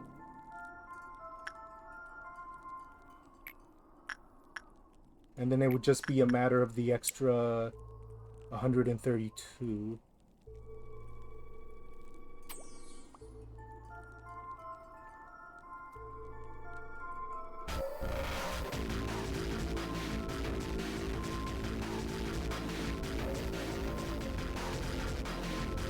Okay, we're already at the less than 100 mark.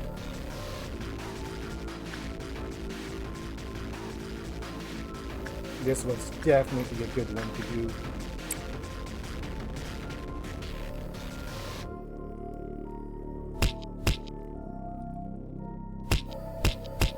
And there's Punishing Bird. Just to ring us out one more time.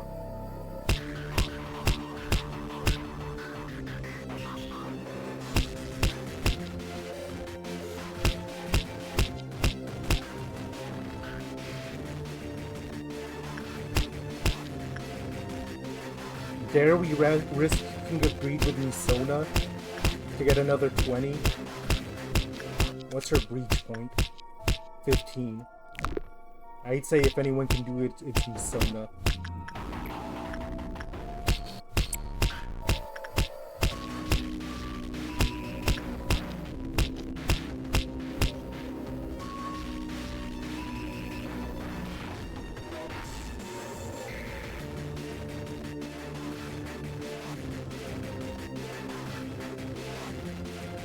Oh, nothing's stopping us from using Queen Bee now.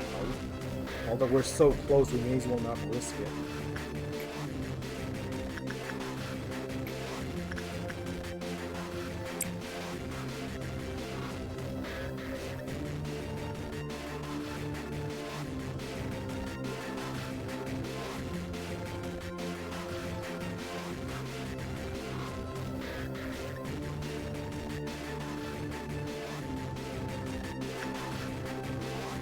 At long last, Hokma, after so much pain and suffering, checkmate.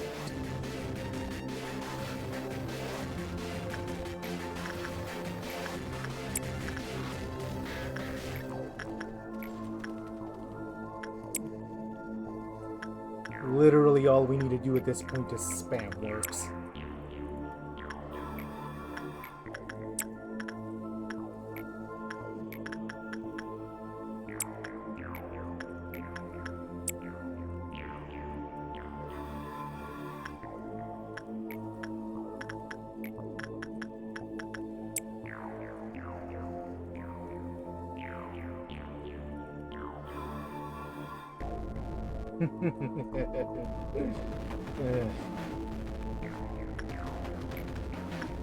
Goodbye.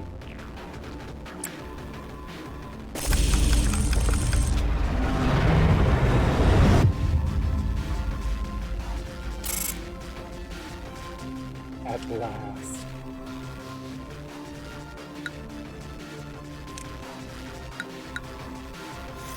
Maximin, ironically, is probably the worst loss, but I think we'll find a way to make up for it.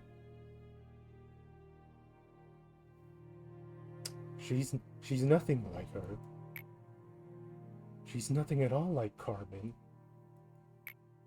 Do you realize this? The ones who were with us at the beginning are nowhere to be found among the people who remain here now. They're all gone.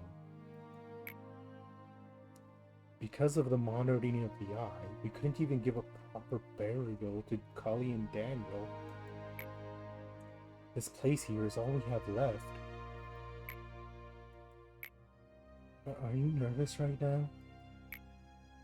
I wish to be your shadow, forever behind you, even if I'm not good enough. May we be together and fade away together.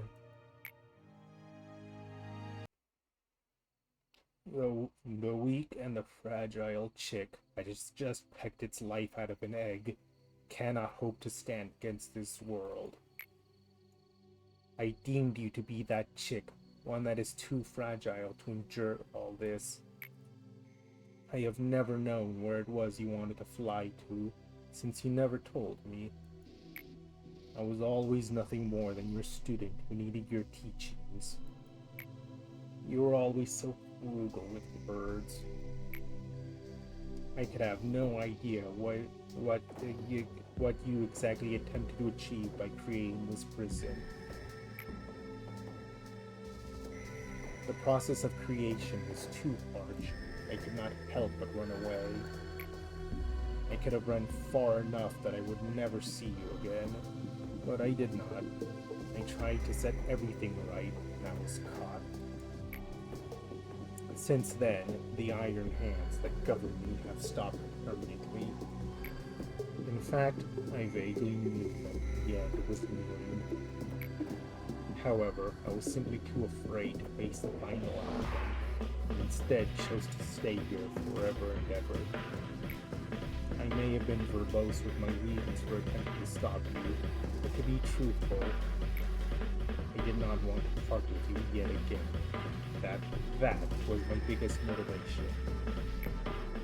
Nevertheless, I should support your decision. I have always followed blindly behind you and stayed by your side. Remember? May we embrace glory together, for back then we could not. Grant the proper end to those locked up here and to yourself.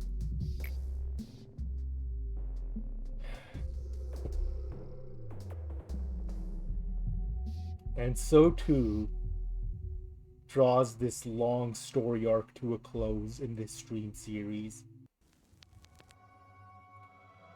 The time is upon you. It's time to complete the final piece of the puzzle you have been missing.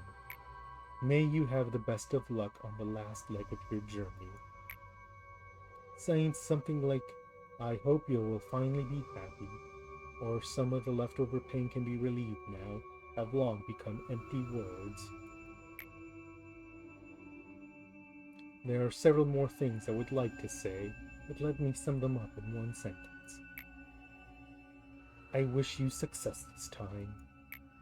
I enjoyed being with you for not only these 45 days, but also the moments you don't remember. Well, there is just one last Sephiroth you need to meet.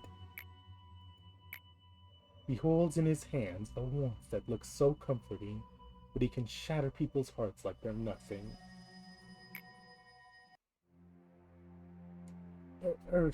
Erstwhile, the world in which you stayed was once luminous.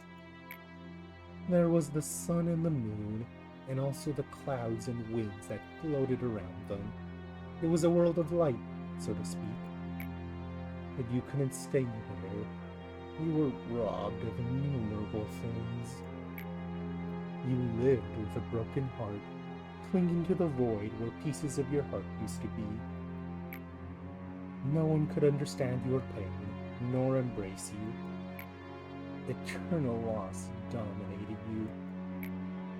I was one of the thieves who robbed you of countless things. While I was at the top of the world, I watched you and looked down on your struggle. Not just you. I have seen many others that struggle. Those attempts were no less futile than an insect writing. All I had to do was simply stomp on them a couple of times. But among them, there were some who would grit their teeth and climb up, dragging their broken bodies. It seemed that this was going to be another fun little trip, so I would drink a cup of tea before leaving with light steps. But as you can see, an unexpected encounter with the red mist got the best of me. And then you inflicted as much suffering upon me as I do. Did you not? You were familiar with how to break the mind without utilizing torture or violence.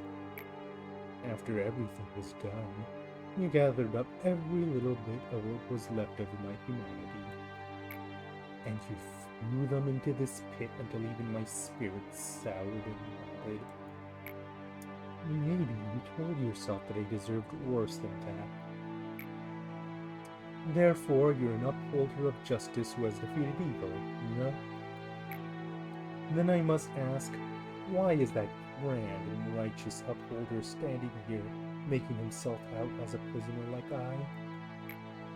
And what happened with that coward? The one with fear averted his gaze from my dying one. Why is he down here, suffering the same punishment as I? See, there cannot be a sight more satisfying than this for me. Did I miss something on accident? I did not. Is this all that idealism of hers came to be? You drag down your heroine with your own hands. Do you truly believe that your duty completes itself just for shedding tears at the funeral of the innocent? While you never even let their bodies rest in peace? Ironically, you found a hope in all this misery. The raw material of the bucket, and the path to the river of hell. Out of her you made the bucket, and you started to send it down, down, into the wells of the people. The bucket rises from the well of a person, filled with water that can only be drawn by that person. An ancient font that has been flowing at the bottom even before the birth of the world. Now it is simply drawn, regardless of the consent of the person. When the bucket that holds the faded ideal of hers comes in contact with the ego of another person, a certain change occurs.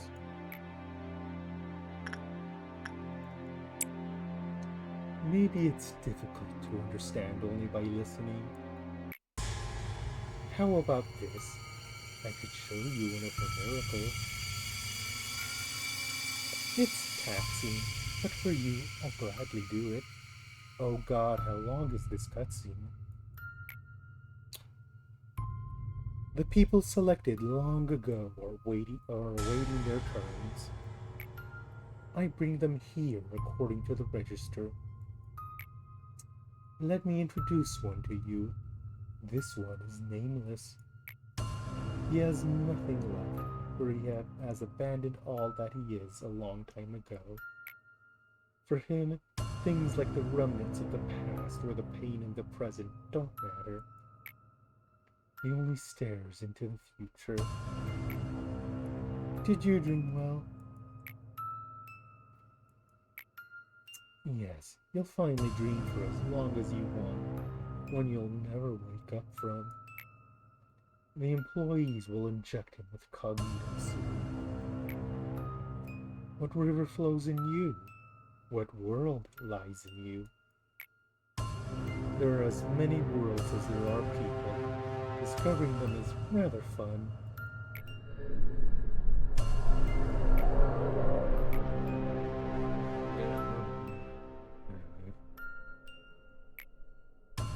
No one must see this. That is why they adjust the level of cogito according to my orders, keeping their eyes and ears covered.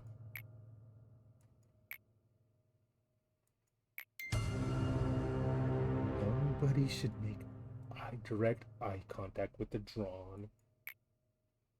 But I can never dare to look away from him or close my eyes, no matter how unbearable it may be. In the eyes of the drawn, there are abysses that only I can enter, and there are things that shouldn't exist in this world. This is the punishment you've obligated me to endure. A normal person would have gone mad thousands of times over if they had to put up with this. Thanks to you, I cannot even be graced with insanity or lose my mind. All I can do is capture all of it in my eyes. Now we wait.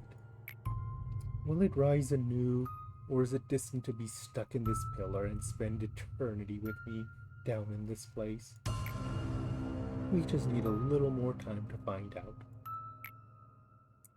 Now, do you finally realize what all these pillars contain?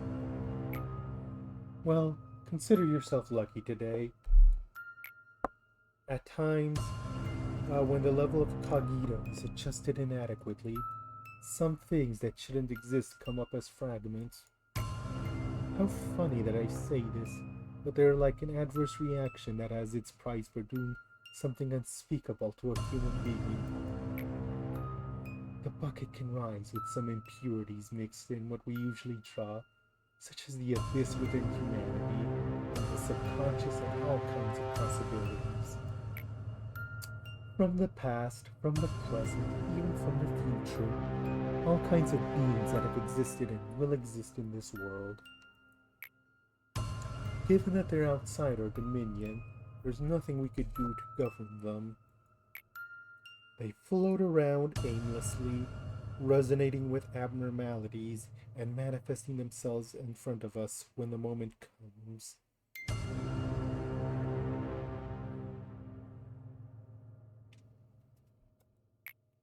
They are what you call the ordeals. Oh, that's what the ordeals are. There is an explanation for them. It's impurities from the bucket. And that's why we get things like the sweepers. It pulls from all over. Thankfully, they react to the Clyfoth deterrence. So we can put them to sleep like the abnormalities, but that's all we're able to do. Yes, as you have learned, extracting abnormalities is my job. But creating them is Carmen's, whom you buried a long time ago. She is the mother of all abnormalities that have existed in this facility, and of all that will emerge in the future.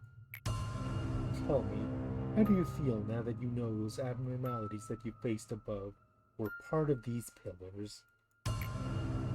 It's an agonizing sight to confront, but it doesn't matter to you, not at all. Or am I wrong?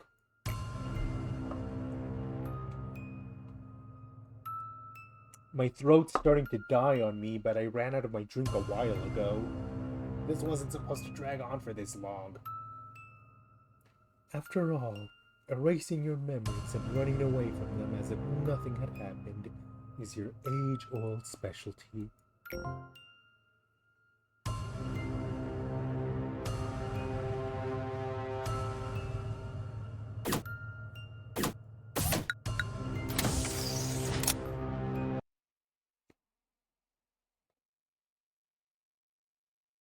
Okay, before we log off, there's a few last things we need to take care of.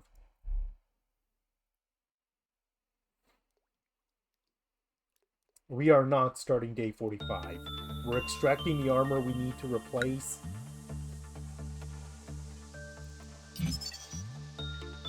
And then we're going back. Kinda sucks about Maximin, but it was either that or do this again another day. And I'm sorry, at this point that just wasn't something I was willing to do. If it comes back to bite me in the butt later, then so be it. Huh?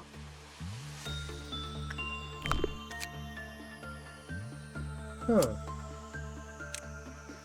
I think the Bina benefit actually kicked in and preserved the armor. Oh my god, we didn't actually have to replace it. Bina, I could kiss you. If I didn't think you'd kill me painfully. And I might do it anyways. In that case, there's really no reason not to immediately jump back.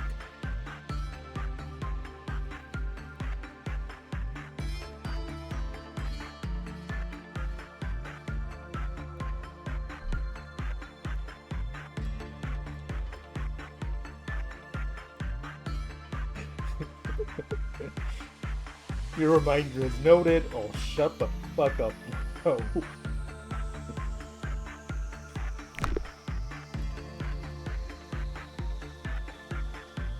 Okay.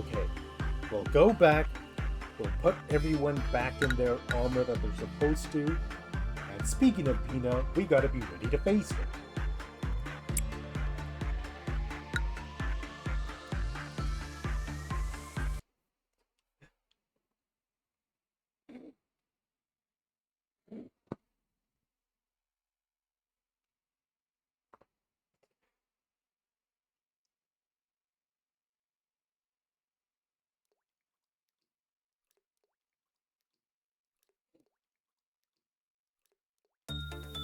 Okay, everyone's back where they should be.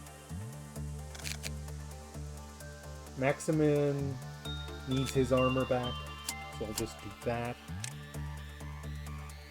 So that was,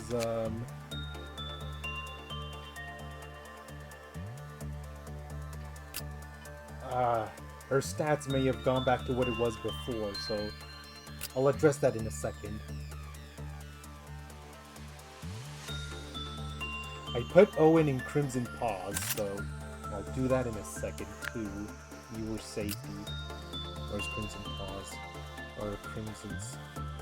whatever. Colbot Skull, that's what it was.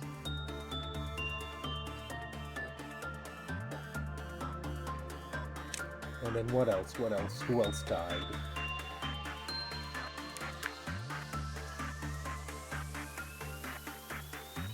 Do you remember what Noah was in? Because I don't. Or wait, I think I do. I think she might have been in a green stem, although I don't remember what her weapon was. We'll figure out weapons after armor is done.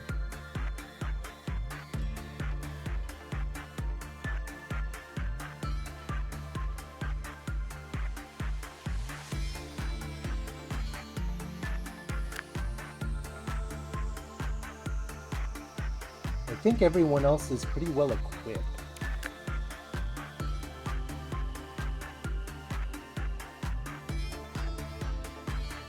London's in Gold Rush right now.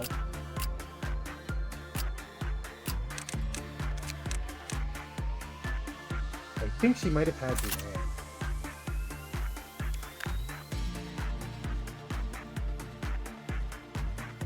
And if she didn't have Lamp, well... okay, Maximin had a green stem, I believe, is what he had.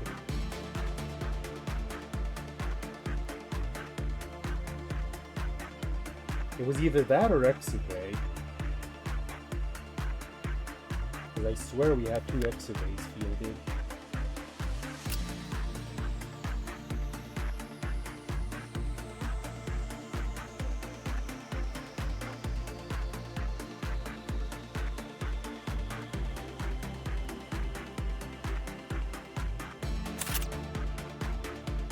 So here's what's going to happen. Day 45 is going to be, or day 41 is going to be nothing special. I'm going to run it off screen. And depending on what abnormality we get, I may have to rerun day 41 a few times until something interesting happens. But I will not subject my stream viewers to that. I have already subjected them to enough.